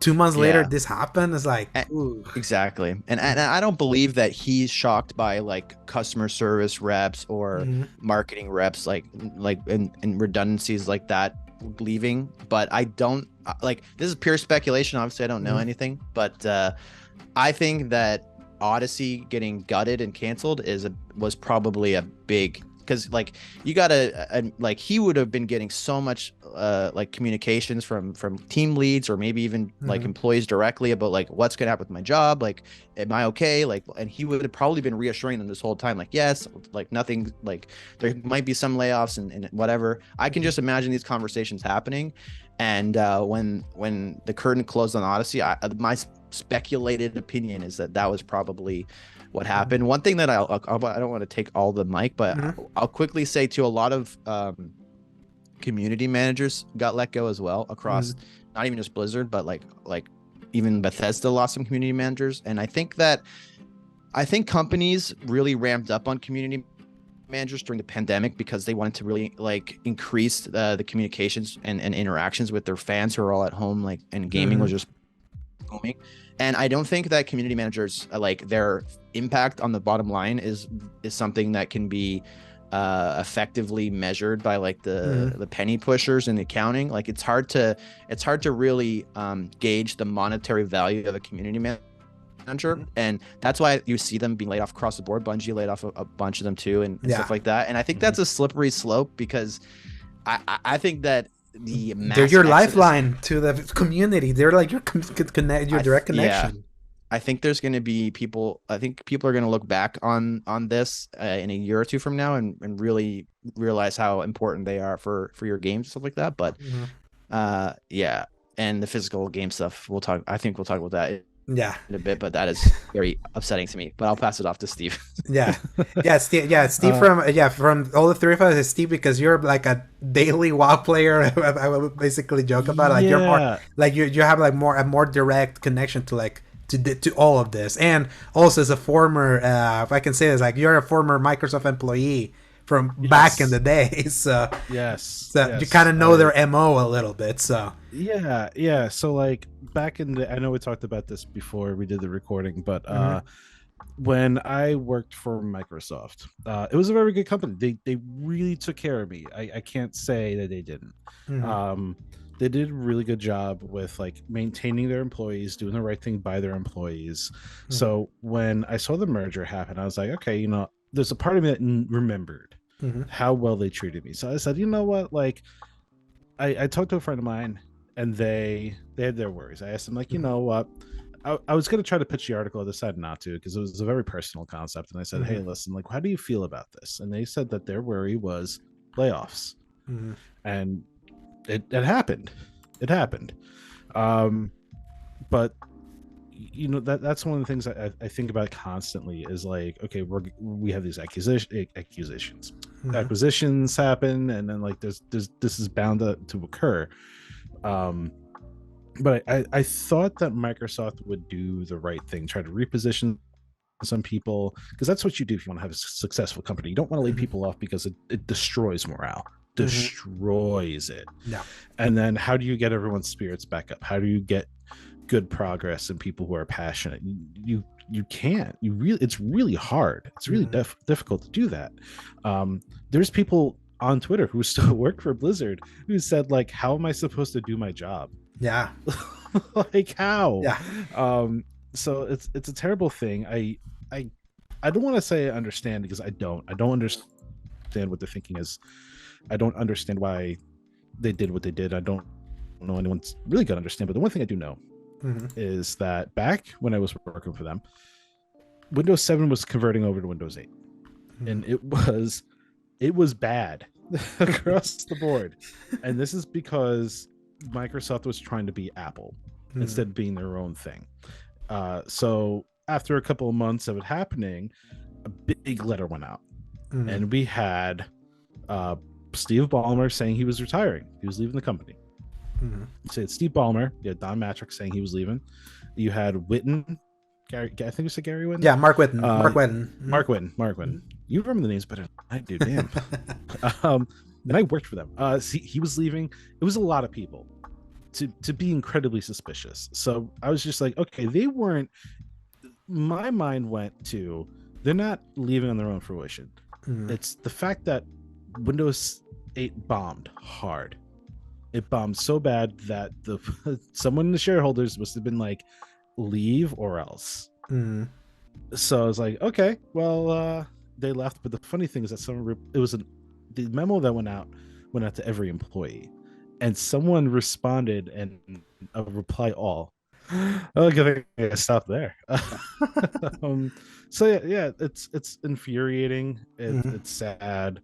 It's just like year after year. You know, there was one year that they did a bigger layoff. There was a bigger layoff before the Microsoft acquisition happened, and they got rid of like their QA team. They got rid of a bunch of people, and then they did a BlizzCon right after that, and they had all these videos of people saying like, "Yeah, I love my job so much," and I'm like, I'm thinking about that video. I'm like, holy shit! Like, they don't care. They don't care. Yeah. No, and I think this was also something that. Yeah, and something that I talked with you, Steve, like before we started recording, was like, to me, what surprised me most about like this layoffs also happening is the fact that just a year ago, they let go of like 10,000 people also over Microsoft. That's what impacted some of the people over at Bethesda. That's what impacted a lot of the 343 people also.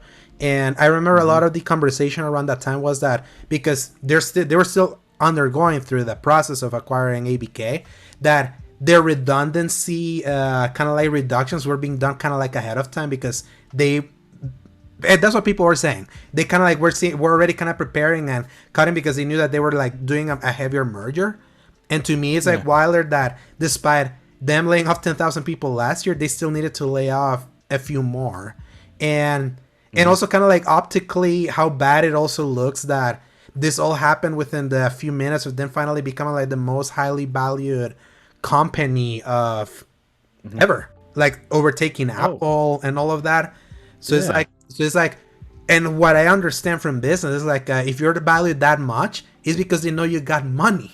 You know you can like pump, you know how to make money and make even more of that, like with the assets that you have, and how that and how optically just a few months ago, like completing a $69 billion acquisition and not do anything to try to like retain employees, find ways to retain those employees. It's like, regardless of like what business can be and all that, it just it has that hashtag feels bad, man. Like if it feels really bad. And what really makes it worse too is that they tried to employ a return to office mandate. Like, people forgot about this. They hired a lot of people remotely. Then they had a return to office mandate, and a lot of those people couldn't return to the office. So they had to stop working for Blizzard, or like some sort of other situation going on. And like, I don't know their HR policies, so I can't comment on that. But you know, it seemed like I don't want to say it seemed like trouble from the beginning, but it's just like you have this company, and you're just kind of thinking like they're so anti-worker. Like, it's like these are the people that make your games, that make you your money. Why are you so against all this? And it just blows my mind. And like, it's just shitty. It's just shitty. You just made a bunch of people travel all the way back out to California, and then you laid them off. They just signed leases. They just signed like the ones that I've seen, that they had just signed a big lease at a house in California. Irving, like being anywhere close to Irving, California, from what I understand, ain't cheap. Also, no. Yeah. And to me, what's sad right now, like, you guys probably have been seeing that they've been putting all the like the Satoru Iwata like quote, like what he did around the Wii U time, and how like when they were like, that was Nintendo, their dire straits, and how Iwata says something like, if we reduce the number of employees for better short-term financial results, employee morale will decrease. I sincerely doubt employees who fear that they may be laid off will be able to develop software titles that could impress people around the world. It's eerie to think he said that back in 2013. Like, within the months of the Wii U being launched and the Wii U not doing a thing, and 3DS kind of like just hanging around there, not being like the success the DS was, and thinking about how like the foresight of this man. Look where Nintendo is now 10 years later. How many some of these same people that were around that time that he refused to let out, he took that pay cut, like where that lets them, and thinking how many Western developers like are so greedy. This, to me, that's will always be like the most painful thing about all this layoffs. Not just Microsoft, but almost everyone. All the time. Record profit. More money we've ever done. We're laying them off too. It's like, I would understand layoffs. Like, the one layoff that I did understand, for example, was what happened to the Immortals of Avium developer. That game bombed. Like, that game bombed catastrophically. So it's like, that makes sense. It sucks. They didn't make their money, so they gotta adjust. Those are the kinds of layoffs that I'm like, that sucks, but that I understand. It's like, they didn't have the money. It's just how constantly we're seeing all these people that we know they're making millions and millions and millions and millions of dollars. Like, and again, kind of like why the Microsoft one feels bad, man. Is like, how you become that highly valued is because you earn great money. They made a bunch of money the last quarter, from what I understand. So that's what made it feel. That's what makes it feel worse. And it's like a wake up call for everyone that like that loves like cheerleading for certain things to happen. Obviously, I think like right now I saw this like sentiment online that a lot of people that really thought that this merger was gonna be like just a total net positive, like overall, didn't really see the forest for the trees for this one, and how like this worked. And even Schreier was mentioning that probably the one that hurt him the most was seeing the people that worked at Activision Blizzard that were so proud they wanted this thing to go through. They're the ones being laid off. That's really painful to think about that, because I understand why. I thought it was gonna be a solid move. Like, I am so anti-Kotick. I don't like Bobby Kotick at all. Yeah. I don't think anyone likes him, to be honest. He can get fucked. Yeah, he can get fucked easily. His own mother probably doesn't like him. Like I don't like him as a person, as a living, breathing person. I don't like him. So I was just kind of happy, like, okay, Microsoft's going to take it over and they're going to do the right thing. And every time I see that they don't, I'm just kind of like, what happens to that Microsoft that took care of me when I needed it? Like, and that's what's really upsetting. And I feel a little betrayed, like, not gonna lie. I don't want to say I feel responsible, but like the people I talked to, I was just kind of like, like it's they're okay. They did right by me. They should do right by you. Like, I feel like I let them down.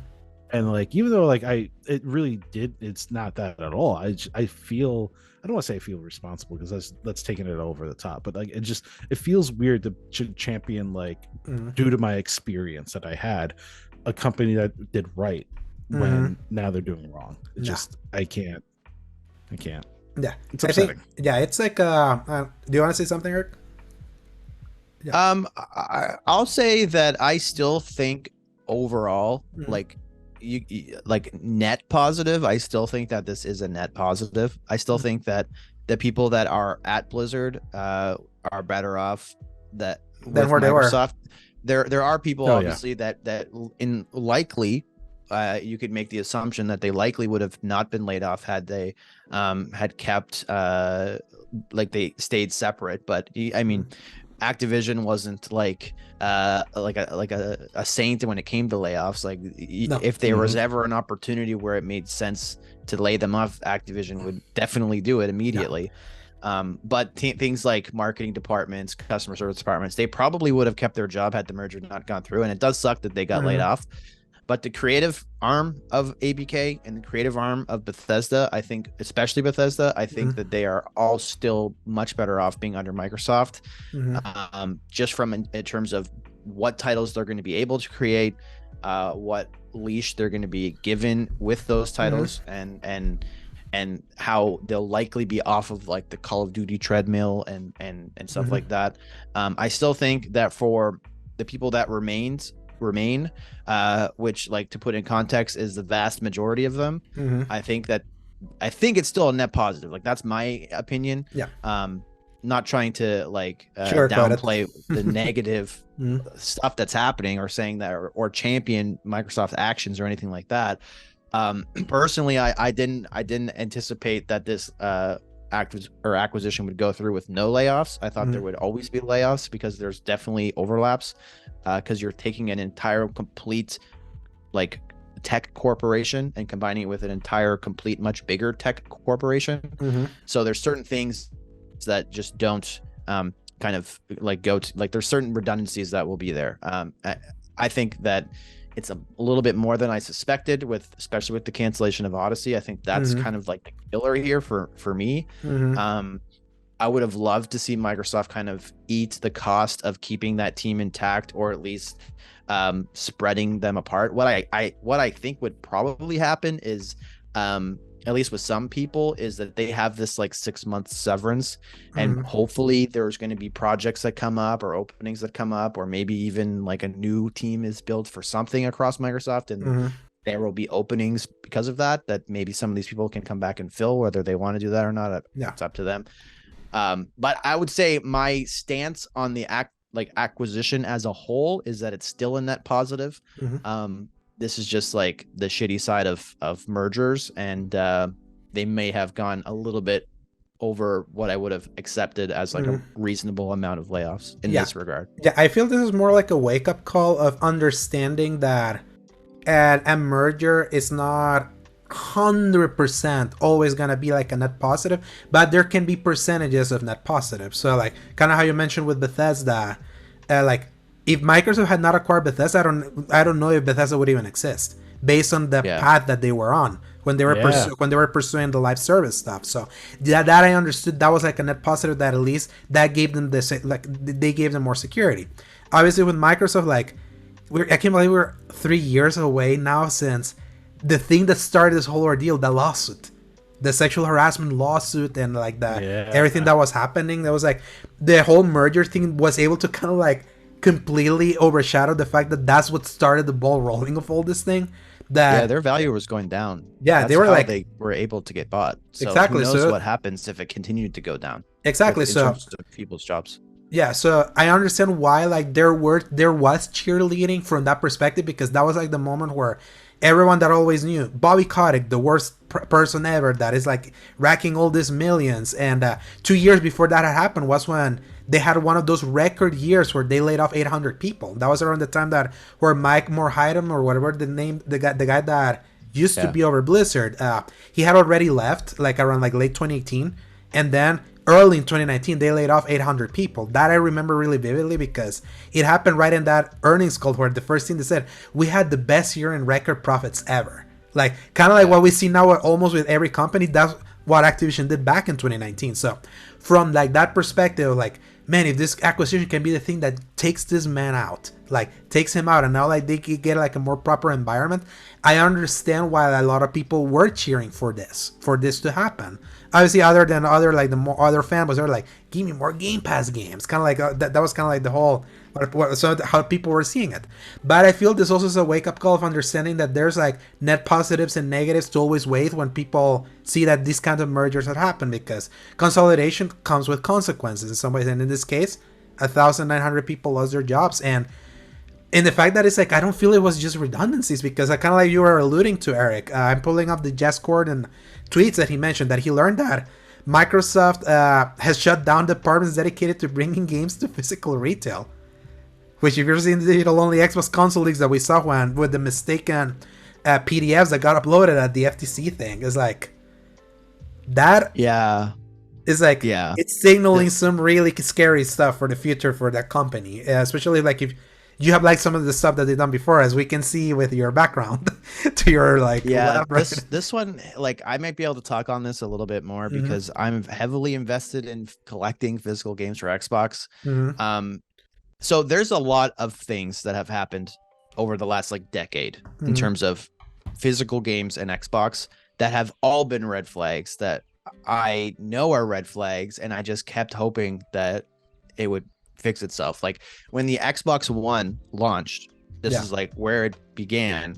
They have this policy which had not been rescinded or changed until very recently, but they had a policy where there was a minimum print requirement for anybody that wanted to print games. And this is like the arrogant Microsoft arc where they're like, we're Xbox, like how we're dictating this stuff, you make games for us, we don't. Like that's kind of what their attitude was. And they would tell these indie teams, they told indie teams that made digital games that if you wanted to launch your game on Xbox, the prized Xbox platform, then it has to be exactly the same as a PlayStation version, and it has to launch exactly at the same time as the PlayStation version. And then you have companies like Supergiant who are just like, okay, well, we just won't launch it there, and PlayStation's going to get Transistor, PlayStation's going to get Pyre, PlayStation get all of these awesome games. And a lot of indie studios did that, and they eventually rescinded that because they were losing like quality games that way. But they kept this policy where it's like, if you want to print an Xbox disc, you have to print a minimum amount of discs, and that minimum number is going to be way higher than you could ever sell for a lot of these titles, because our console is a disaster right now. Everybody hates us. We're getting outsold by Sony and Nintendo by like 4x or more. And so what smaller studios did, or games that they didn't anticipate selling a lot of copies on Xbox, is they just didn't print digital copies for them. That's red flag number one. And then you have boutique retailers like Limited Run, Special Reserve, I Am 8-Bit. The same problem with them. We want to print like this very obscure game that maybe 500 to 1,000 people will buy, and Microsoft's like, okay, well, you need to print 25,000 copies of that game. And they're gonna be like, no, we just would lose so much money. We're not gonna do that. It's just gonna release on PlayStation and Nintendo. So those are red flags that are happening. There's so many times where games just don't make it on Xbox, and then Xbox starts releasing their own first-party games where they don't have to follow this limited print rule, because they're the ones making the games, but they don't make them physical. Pentiment, Hi-Fi Rush, Age of Empires, Hellblade 2 coming soon. Ghostwire Tokyo launched physically on PlayStation, digital only on Xbox. That's that is a bad look. There's countless things like that were happening. Red flag again, and then these leaks happen, and I somehow I'm just like brain rot. I have brain rot, and I'm just like thinking, it's not that bad. Like maybe it will fix itself. And there are some glimmers of hopes where you have like Red Art Games, which is a small like boutique kind of limited run competitor. They are just like, oh, we're gonna print Xbox games now. That was literally last week. They're like, we're finally able to do this. And then this happens. So mixed signals. It's just mixed signals that always lean negative if you want to be like a physical collector for them. And that to me, like for the console that out of the three makes the 360 library you have there, like so many of those games still viable nowadays. So many of them that you can't even get like digital. Like when I got my Series X this Christmas, like a game that I went and bought a physical game for first time in a while, Arkham Origins, because it's like, if I buy this, I can play that here. It's like the company that did such painstaking like effort to bring so many of those things, they really want to move away from all of this. And I feel bad for people like you, because obviously I did go full digital. I kind of told you that story, Eric, that I kind of had to go all digital because of the price differential of what physical games cost here versus like what a digital cost me. It's like that was like a no-brainer for me. But I still have a big collection of this. I understand like how valuable this can be, and the option should at least always be there, even if I lean digital. It's like it's like about options. Like you don't have to be a fan of them. You could be all digital. That's cool, but you should champion people having options. There's benefits to physical games that the digital games like don't have. We don't have to get into them, but there are benefits to them, and it's not just I want to have a bookshelf for my background full of games. There's benefits that go well beyond that, especially now that we're in the age of delisting games and storefronts closing down and stuff like that. So there should be choice, and I've said this for a long time. The first company that stops it is going to realize how big of a mistake that is, because not only are you just losing these sales, which you could argue there's not as many sales, although if you look at PlayStation, Nintendo, there is. I think Nintendo is majority physical in terms of if you look at games that are available for both. A lot of these numbers get skewed.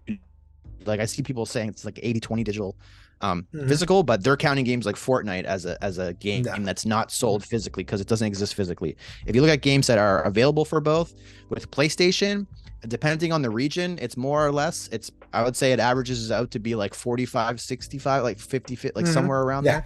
Nintendo is like over 50% physical, especially for their first party. So like they are making money on those games hand over fist. And then you have the other angle of it.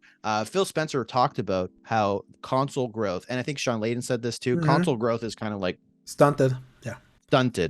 Where does console growth come from? The majority of growth in consoles, like new players, or not even just consoles, video games in general, new players into gaming, they're born, like literal humans are born, they age a little bit, and then their parents buy them video games. That's where the new players are coming from for the most part. And if you're a parent and you aren't a gamer and you want to buy a console or something for your child, and you walk into Best Buy right now or Walmart or GameStop or whatever, no visibility. You're going to see this huge section that's all red, Nintendo everywhere, blah, blah, blah. And then this blue section that's full of games, full of vibrancy and whatever. And then the Xbox section right now is a barren wasteland.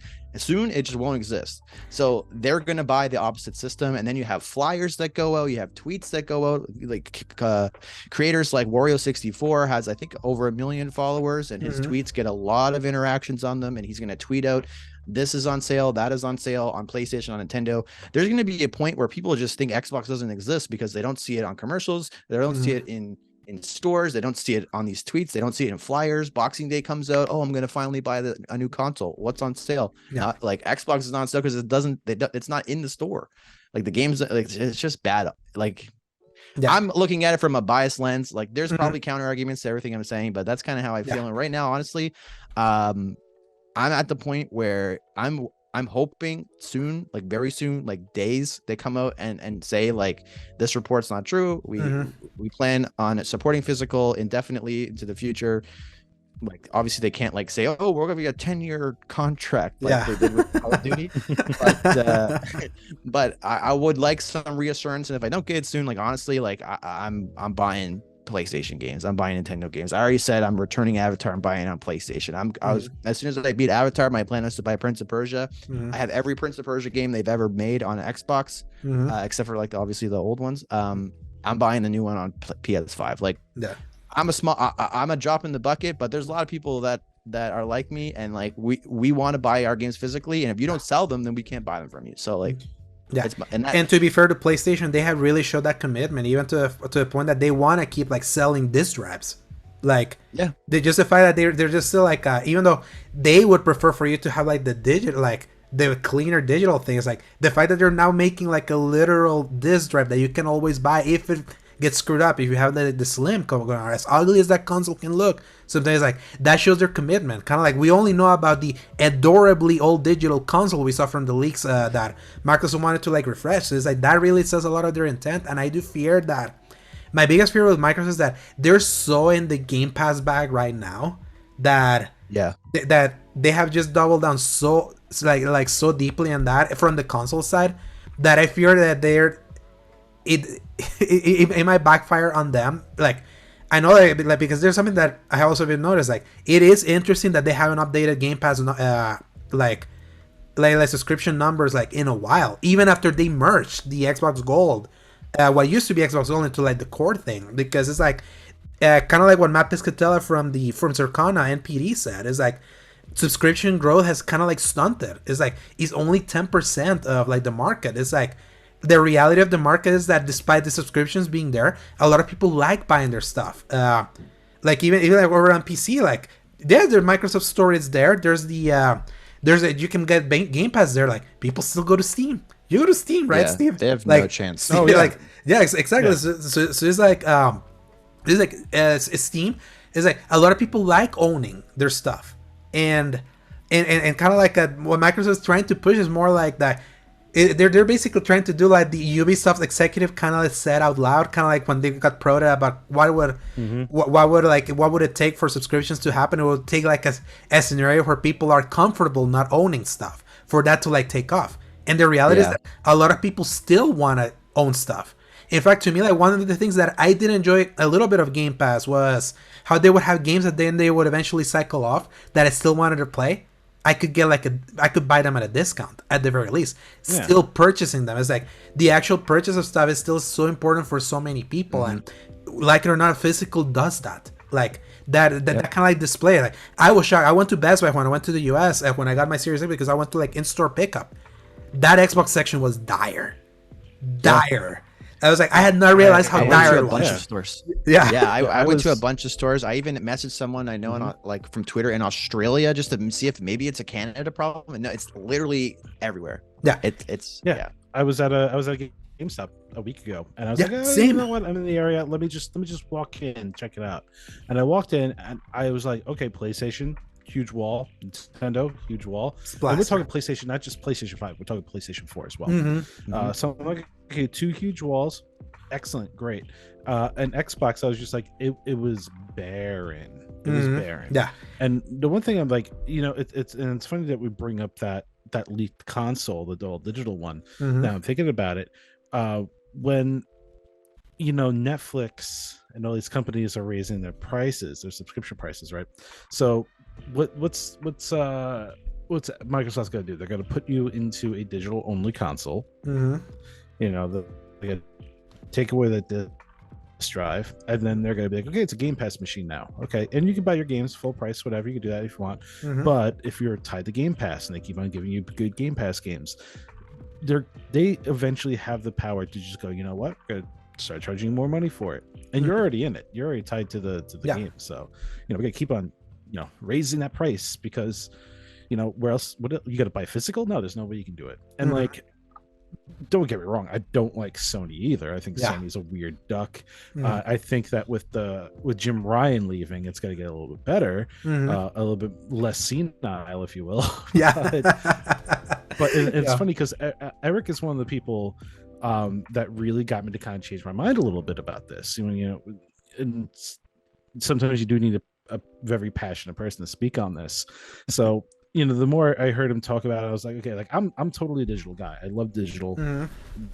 That's my jam. But as I'm seeing a lot of the physical stuff just leaving, I was like, like Eric has a really, really good point. Like he's kind of dead on. So I went from being like a digital only person to being like, physical is definitely a way we should be going. Because the other night I was just like, man, do you know what I want to watch right now? I want to watch the Batman. I want to watch Robert Pattinson's Batman. I want to sit down for 3 hours and watch this guy fight people. And I was like, okay, where can I watch it? And I was like, it's on Netflix. It's not on Peacock. It's not on Hulu. Is it on Max? I don't know if it's on Max. It is on Max. But like, also the fact is, like, I'm not getting the best visuals for it unless you're paying extra. Unless you're paying the more expensive. Even that's not Blu-ray. Even the most best you can get is not Blu-ray. Yeah. So I found like a Max Ultra Blu-ray for $20, and I was like, you know what? I'd pay $20 for that. I would pay $20 for that. I don't have the Blu-ray player to watch it on, but you would. But just like, there is something that like I do miss from gaming, and that is just getting the physical box. Yeah.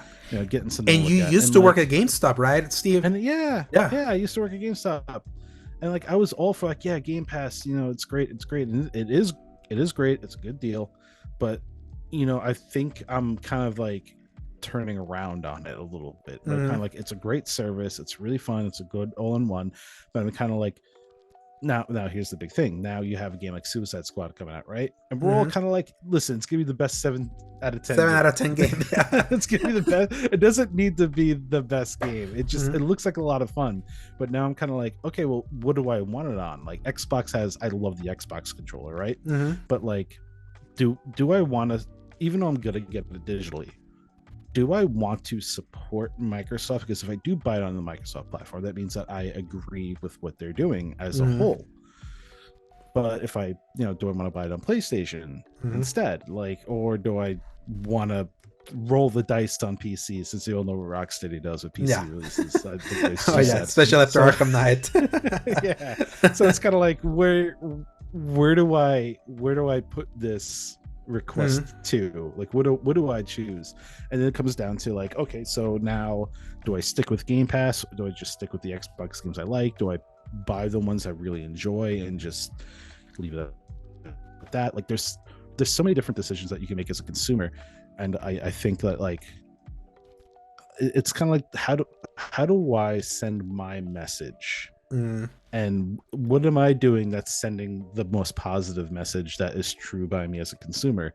And it's starting to be like, well, maybe even though Jim Ryan talks backwards like Yoda sometimes, maybe Sony as a whole has a point with the PlayStation. Maybe there is something there that I missed completely that I'm now starting to come around to.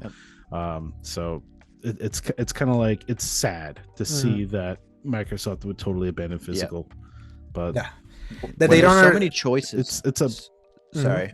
That they don't see the value. Go ahead. Go for it, Eric. I was just gonna say, when you have so many choices as a consumer, the worst thing that you can do as someone who's trying to sell stuff is give reasons not to buy in your ecosystem.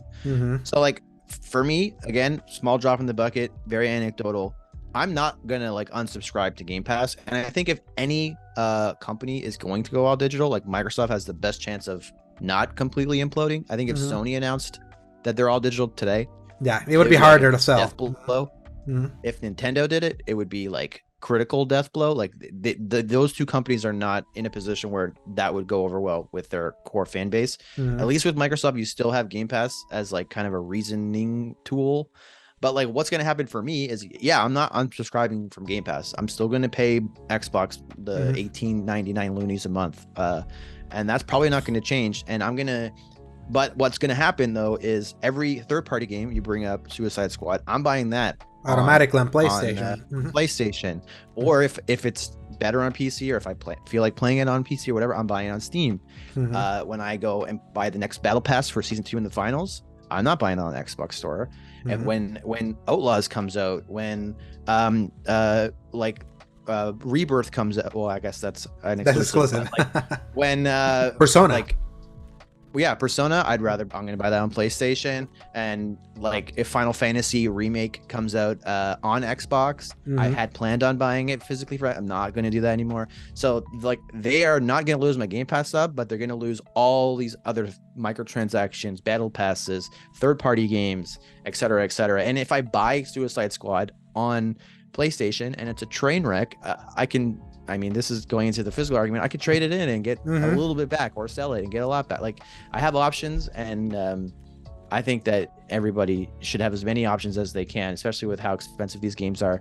But yeah, do I think it will just completely kill Microsoft? No, but I think it's a push into that direction of third-party publisher that people have been talking about. Not that I think that will happen, but But it leads credence. It leads a little bit more credence. Why, like those rumors we heard 2 weeks ago of, they were gonna launch probably Sea of Thieves and Hi-Fi Rush in other platforms. It's like it would make more sense, especially with the idea that these games that were highly pushed in the subscription service, they have probably plateaued and they kind of want to see more money.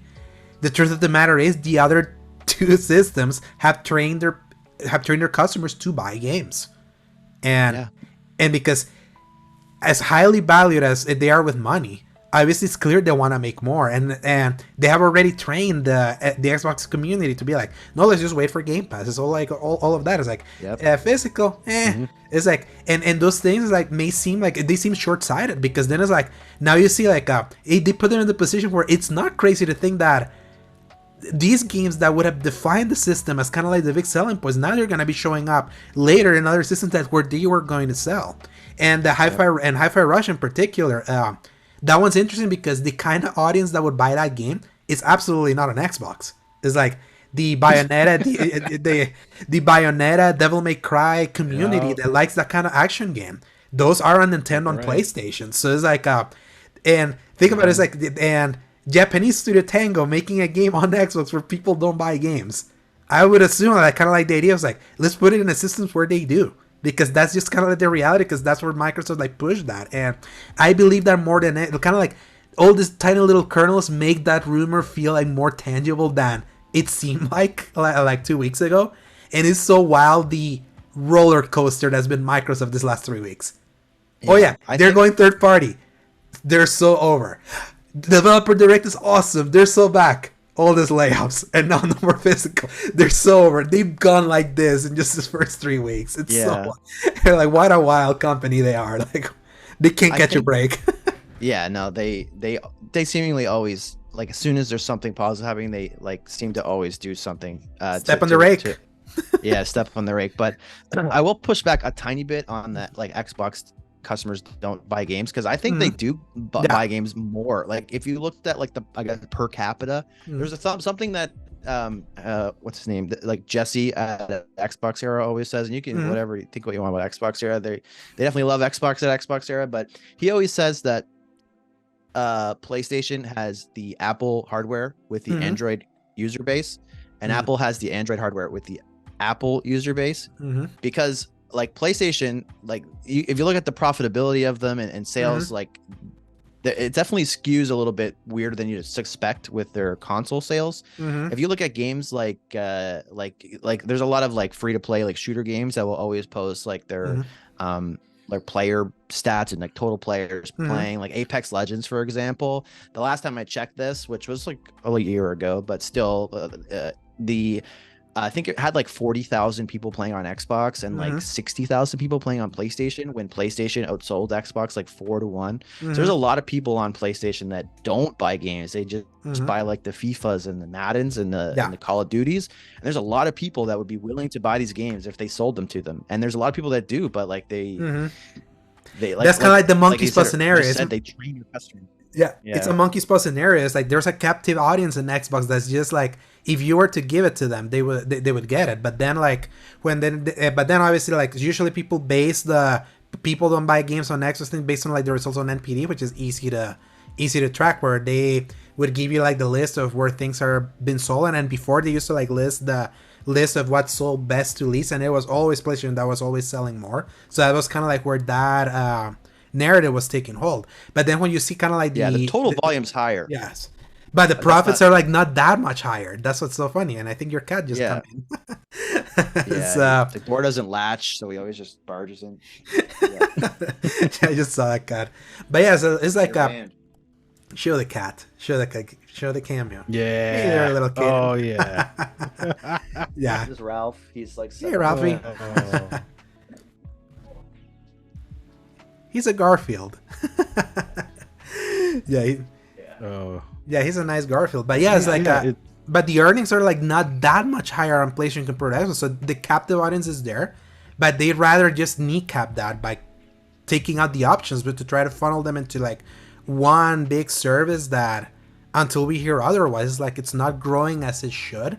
And as we keep hearing about the insane cost of games that we keep hearing, like what we learned recently with Insomniac and the absolute madness that was the cost of Spider-Man 2, and thinking that a lot of the games that Microsoft are making, they are probably kind of like in that expensive area too. It's like, is Game Pass enough to kind of sustain that development? Like, can they just remain at a loss leader with how big they are like valued and how much they have in the war chest before they want to start like actually making money with what they do? And I feel all these tiny little things that we keep hearing, the things that they're cutting, the smoke we're hearing from these alleged plans are starting to kind of paint the picture that they're reaping what they're sowing a little bit. And to me, I feel bad for the people that are so invested in Xbox in particular, because it's all mixed signals. You keep hearing mixed signals all the time, and that would be like really frustrating. Like me, I'm a little bit more agnostic. I build my library on PlayStation thanks to the PS4, so that's why I tend to be there, but I like dabbling in all three.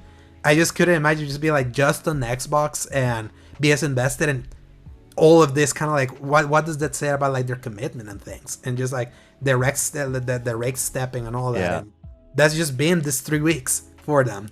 Like they can never keep riding the highway. Oh, Hellblade looks so amazing. Oh yeah, it's just gonna be 50, and no more physical stuff. Yeah, it's $50. It's gonna be as long as in 8 hours, and they would be like, why were you taking so long? So it's like it's always something. I feel bad. Like I always want Xbox to like be better. Like I always root for the underdog myself, because it's always fun to root for the underdog. They somehow just can't help themselves. It's like, y'all remember PS3? It was like they were such an underdog. They felt like it was over for them. Oh my god! Yeah, it was like they were so over. That. And look what they did. I was working at GameStop then too. Yeah, I was working at GameStop too when the PlayStation 3 stuff started. I was just like, you know what's amazing is like how dirty Microsoft played the game back then, man. Oh like, yeah, they risked.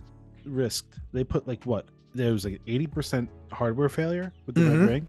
Yeah, just to get it out early. They put reputation. Yeah, they put that reputation on the line. Just get that early, and you know what? The 360 era was probably their best. Yeah, 100%. Still to the day. Yeah, still my favorite era. And they got to then they got egotistical, and then we all know what happened there. It put PlayStation. It shoulder checked PlayStation big time. But now like the roles reversed. Yeah, they became PlayStation. Yeah, PlayStation 3, PlayStation. They became the thing they hated. But without the late comeback, that's what's so sad. That is like they became PlayStation in the Xbox One era, but they blew their load so early because they didn't prepare contingencies early. It's like they couldn't turn around their narrative. Like at the end of that, there was hope they were gonna turn it around with the Series consoles, and it's just been like, it's like because I remember when I got my Series X, I was talking with some friends like, it's insane to me like how great the Xbox Series X is as a console. Like the quick resume, how nice the controller, how like quick resume, how great the controller feels, like the full feature backwards compatible, like how great actually seeing those 360 games running at 4K feels, especially if they got FPS boost by any chance. It's like they have everything and for free. It's like everything that you would think that would make them an automatic winner is in that console. Yet it's like like they did all of that and they can't get it, and they can't quite get it together, and the other one manages to get scot-free with less features. So it's sad. They need to get their own like Herman Hulst with a cool leather jacket to be like, hey, listen, this is what we're doing. Don't listen to that guy. It's real important. It's important. A random person. Huh? Go for I it. saw a tweet. I don't know who tweeted it. It's just a random person, and it's in a thread and like some of the stuff that Jez Cordner was reporting on, and they said, "I wonder if Xbox will ever be able to solve its Microsoft problem." And I think honestly, like that's kind of what is happening, because like you had mentioned, like Nintendo was like it's so good, and like you talked about what Iwata did, and he's a legend, and Miyamoto's a legend, and if you look at Nintendo as a company, like their company is video games. I mean, it used to be playing cards, but right now it is video games. So the people at the very top, of the company, they're going to make whatever decision is going to be the best possible thing for the video game business. Sony, they have layers above PlayStation, but not many. Yeah, PlayStation's their leading business. Biggest kind of growth driver. Yeah, they do have other businesses that are very, very strong, especially like with music and pharmaceuticals, movies. Oh yeah, pharmaceuticals. Yeah, we're in Japan. Forget. Yeah, I think PlayStation is still technically their biggest, but like film and music is still super, super huge. Like I don't know if Sony as a company completely dies if PlayStation gets deleted. Microsoft though, Xbox is like one of their smallest, and the people that are probably the ones making these decisions, looking at red numbers and green numbers, and they're just making robotic decisions, and they're always going to have these people above. Like I genuinely, this might be a little bit of blind fanboy vision, but I genuinely think that Phil Spencer really cares about video games, really understands video games. He plays them. I'm very confident that he plays video games, and I don't think that he would willingly without anyone else like kind of pressuring him, or without other outcomes that aren't necessarily like related to video games being at the priority. I don't think that he genuinely would make bad decisions. And I think what happens is you have these people that run these parts of Xbox that are very talented, very passionate about video games. You look at how awesome backwards compatibility is and that initiative, and how awesome the hardware is. That's the hardware team. That's the back compat team, the Jason Ronalds of the world. Like these guys are very good at what they do. They're making really good decisions, doing very good work, and it gets like swept, like the rug gets pulled by other people that are much higher and the hierarchy up in this massive, big, literally the biggest company in the entire world. And so like they're always going to have like these people over their shoulders and these shareholders to report to, and they're always going to be a small part of the business that's not going to get the same amount of respect as PlayStation would with Sony or Nintendo, which is like their entire business. So yeah, they're not the growth I don't drivers. know if that recipe like no, yeah, they're not the growth drivers, and it sucks because I'm a huge Xbox fan, and yeah, it's just it's a really sad day to be a huge fan of Xbox. And that's kind of how I feel right now. It really sucks, and it really sucks because like they have everything to be great. Oh, you were gonna say, Steve? No, so it sucks. It sucks to be just like even a general gamer. Like so Sony does run their business very weird. You know, I rank on all the time because it's fun, but you know, they got the sauce somewhere. You know, they got the recipe cooking, and they know what they're doing, and like they have their beliefs in their system. There's actually, I don't know if you listen to, there's a motivational speaker, I want to say his name is Simon Sinek, and he's great. I love listening to his stuff. Yeah, he oh my god, he did Leaders Eat Last, which is a great one. He does another speech called The Meaning of Why, or Finding Your Why is a book. But he talks about corporate culture. So there's a little story that he does where he was invited to an Apple conference after he went to a Microsoft conference, and the Microsoft conference, they gifted him a Zune, and he's like, I want to get on this Apple's executive's bad side. He's like, I want to see a rise. I want to see what happens. So he sits there. He's in the car with the Apple executive. He goes, yeah, I was just at Microsoft conference. They gave me this Zune. It's really good. It's better than your iPad or your iPod. True. And the executive looks over at him and goes, I'm pretty sure it's a wonderful device. And that's it. So the thing is that Apple was playing this game of like, they don't care what anyone else is doing. They're going to do their own thing. and see how it goes. And like Microsoft has always been the company to like try to catch up or try to do something that is directly conflicting with their you know, their growth aspirations. The other companies, competition, that's the word. They're always trying to like react to their competition. This is the kind of like the first time where we see Microsoft not really following their competition. They're trying to set out to do their own thing.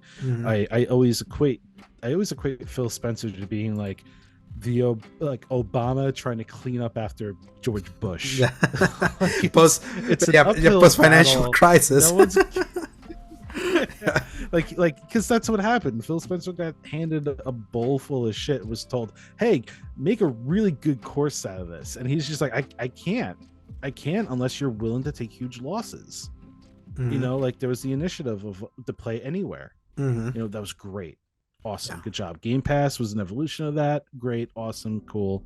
The PC app sucks. The PC Game Pass app is the worst thing I've ever played on. Or they try to get so running. glitchy all the time. So glitchy. It's been, and as Eric said, Xbox has a Microsoft problem. That's where it arises for me.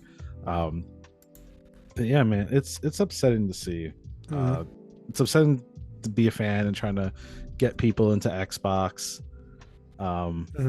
It's also upsetting to not have a PlayStation 4 with a disc drive now. So yeah, I feel that. Yeah, because I had the digital one also because it was the cheaper one for me to get at the time. But it's like the ideal thing would be like push everyone to play on everything. That's the beauty of gaming. Like all three should be healthy, all of them, because that healthy. That healthy feeling of all the systems is like what drives like better competition as well. Like it's a rising tide that lifts all boats, and I'm always hoping for Xbox to keep rising that tide. So at the very least, Nintendo and PlayStation at least do something instead of just feeling like they're just coasting on the success that they've rightfully earned. But it's like they feel like they're not being like threatened. To me, like it is insane, like how much the PlayStation 5 sold last year. Insane how much it sold. For them to only have one first-party game of consequence. Obviously, Spider-Man, that's only one. Xbox had 5. It had 5.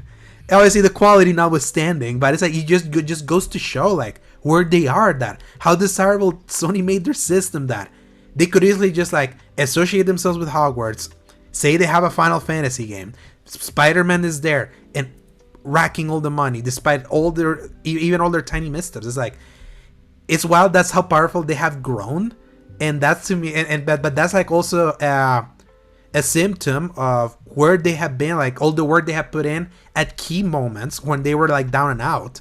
That all that's reaping for them. That I feel we're still waiting for Xbox to reap on them, but they're also making all decisions to not let everything that they have sowed to reap for benefit. It feels like they're like undercutting everything. So, and I really hope that, kind of like you were saying, Eric, that thing that Jess put, at least with physical, they can at least nip that in the bud. That they can come in and be like, yeah, that one's not right. We're still like committed. At the very least something, because it's like they're gonna like regret trying to be so forward thinking, like so forward. They're like, we're in the digital era where everything's in the cloud.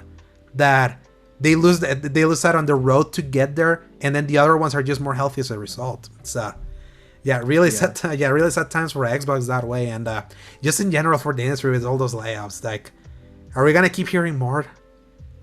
Have we hit the ceiling? Yes. It's like no, we haven't. Yeah, we haven't. As long as keep trickling in. Yeah, we still got Embracer. Embracer's still got companies they gotta let go of. So crap, forgot they laid out the half of the team that were doing their Teenage Mutant Ninja Turtles, like the last Ronin game. Yeah, it's like. It's so depressing, man. It's so depressing. All of that is like, we need more good news. We need good news.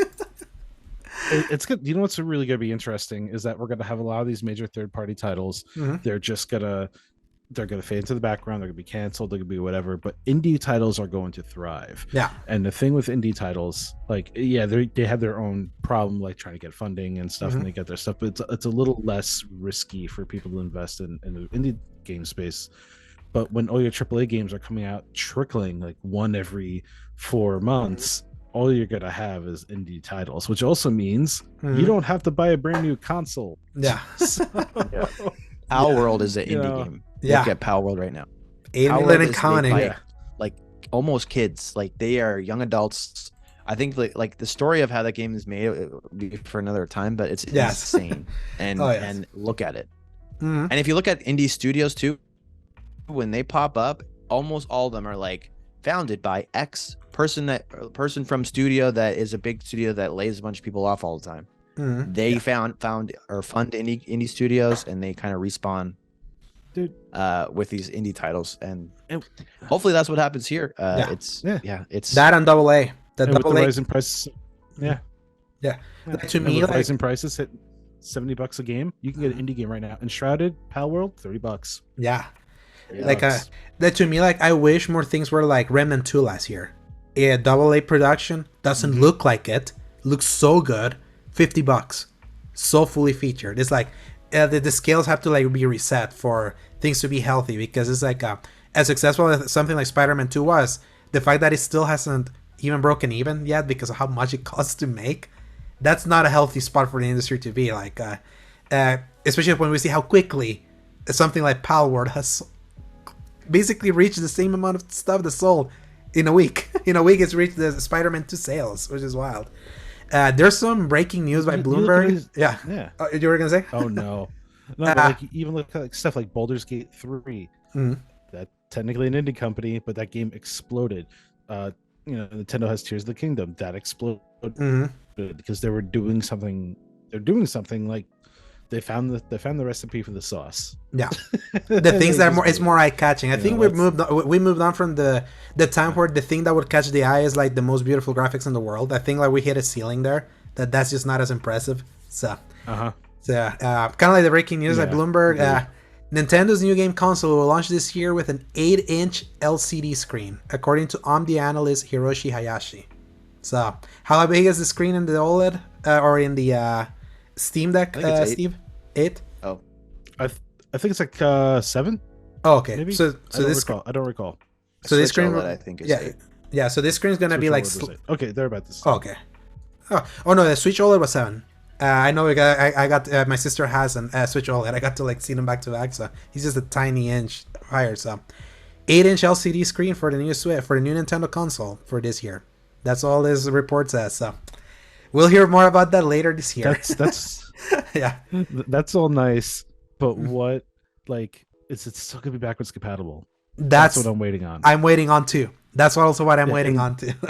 And the Steam Deck OLED is 7.4 inches. Okay, so this screen will be, but it's also different, slightly bigger. But it's also the Steam Deck is at a different aspect ratio as well, and different resolution. So that's take it for what you will. Yeah, the Switch 2 is the Switch 2 is gonna destroy. Like we don't have to get into it, but it's going to take everyone's lunch money. Oh yeah, all they need is like one killer app and to improve all like the with the Switch right now. I buy like most of the Nintendo games. I love Nintendo. Like the Switch has brought me back as a fan, but like Breath of the Wild, Tears of the Kingdom, Bayonetta 3, all these games could be just a little bit better if they were like 60 FPS. And if they could pull that off and maybe have like Odyssey 2 or 3D Mario or something, it's GG. Oh yeah. Especially like the rumor saying that there's gonna be as powerful as PS4, but with capability for like DLSS to try to go higher. Like if someone put a like really interesting. The Last of Us 2 was on PS4. Yeah, exactly. So just thinking about what was able to be made on the PS4 is like that is not like something to sneeze at. Like a PS4 quality like that for a portable Nintendo thing with specific techniques, and clearly they know how to maximize their hardware like efficiently. That will be interesting to see like what they do with their first party. So hopefully we hear more soon. Probably in the directive now. Bloomberg is officially doing this report. Now we know that it's getting more official. So now to conclude this episode of the Xbox, I'm gonna read you all the releases for the next week, starting from January 28th to February 3rd. So we got Death Stranding Director's Cut releasing a Mac and iOS version on January 30. We got Rock Beat 24 releasing on everything on January 30. We got Blaze Blue Entropy Effect releasing on PC on January 31st. We got Song of Nunu, a League of Legends story, I think that's the RPG, if I'm not mistaken, releasing on everything on January 31st. We got Grand Blue Fantasy Relink coming out on both PlayStations and PC on February 1st. By the way, a little note there, if you pre-order, you can play it this Sunday. There's a 3-day early access thing. We got One Punch Man World on PC, iOS, and Android on February 1st. We got Jujutsu Kaisen Curse Clash releasing on everything on February 2nd. We got also Persona 3 Reload releasing on February 2nd on everything, and that's on Game Pass for people that are interested in that. We also got Suicide Squad Kill the Justice League coming to both current-gen platforms and PC on February 2nd, and if you buy the Ultimate/Deluxe Edition, you can play 3 days early. And then we got Vampire the Masquerade Justice coming to PC on February 2nd. That's a lot of big games next week. Holy crap. Oh, yeah. Yeah, just reading all this. And I'm committed to Grand Blue Fantasy. Did you guys try the demo by any chance? I haven't. I never even heard of it. Yeah. It's like Genshin Impact meets Monster Hunter. Yeah. Oh no, but not free to play microtransaction garbage. It's a legit game. It's a legit game. Boxed game. Yeah. With really amazing combat. In really well tied amazing combat. I was actually really surprised with that. And the launch trailer that played at the end of that demo really sold me. I was like, this seems like my jam. Because this was not on my radar. I just saw the demo popped up. I'm guessing it's on PlayStation. Yeah, PlayStation and PC. Yeah, PlayStation and PC. Yeah, so. All right. Yeah, so I pre-ordered it. Yeah, I pre-ordered it, so I get to play it this Sunday at like when midnight hits. So, and then Suicide Squad, we'll see 47 answers. I heard the joke that Ace mentioned. They're giving us co-op codes. Yeah. And then today, obviously, Tekken 8 launched. Tomorrow is from when we're recording. It's actually in a few hours. That like a Dragon Infinite Wealth. It's out. So yep. Shoot. Mm-hmm. Yeah. I was talked out of buying Infinite Wealth by many Yakuza people because I went to ask, hey, if I jump into this, like, will I get something out of it? And everyone has told me, play 7, or go to Sierra. I'm like, thanks for convincing me. You saved me $70 until I finish them. I did install like a Dragon though because I had it, so I was like, I might as well play it. See, because the best Dragon Quest game that's ever been made. That's what people tell me, and especially the Infinite Wealth apparently also the best Animal Crossing game ever. So probably yeah. So yeah, gentlemen, where can people find you? We reached the end of the show. Season Gaming. Yeah. You can find us in our content on Season Gaming. Yeah, mostly make stuff for Season Gaming now. I do have a podcast and YouTube channel that's kind of been inactive lately. I'm planning on bringing that back, but it's pretty. I mean, you can look at some really cringy old stuff I did if you want to. Mm-hmm. It's at GamePositiveYT on Twitter. Mm-hmm. But right now, mostly just Season Gaming. Mm-hmm. Join the Discord. Yes.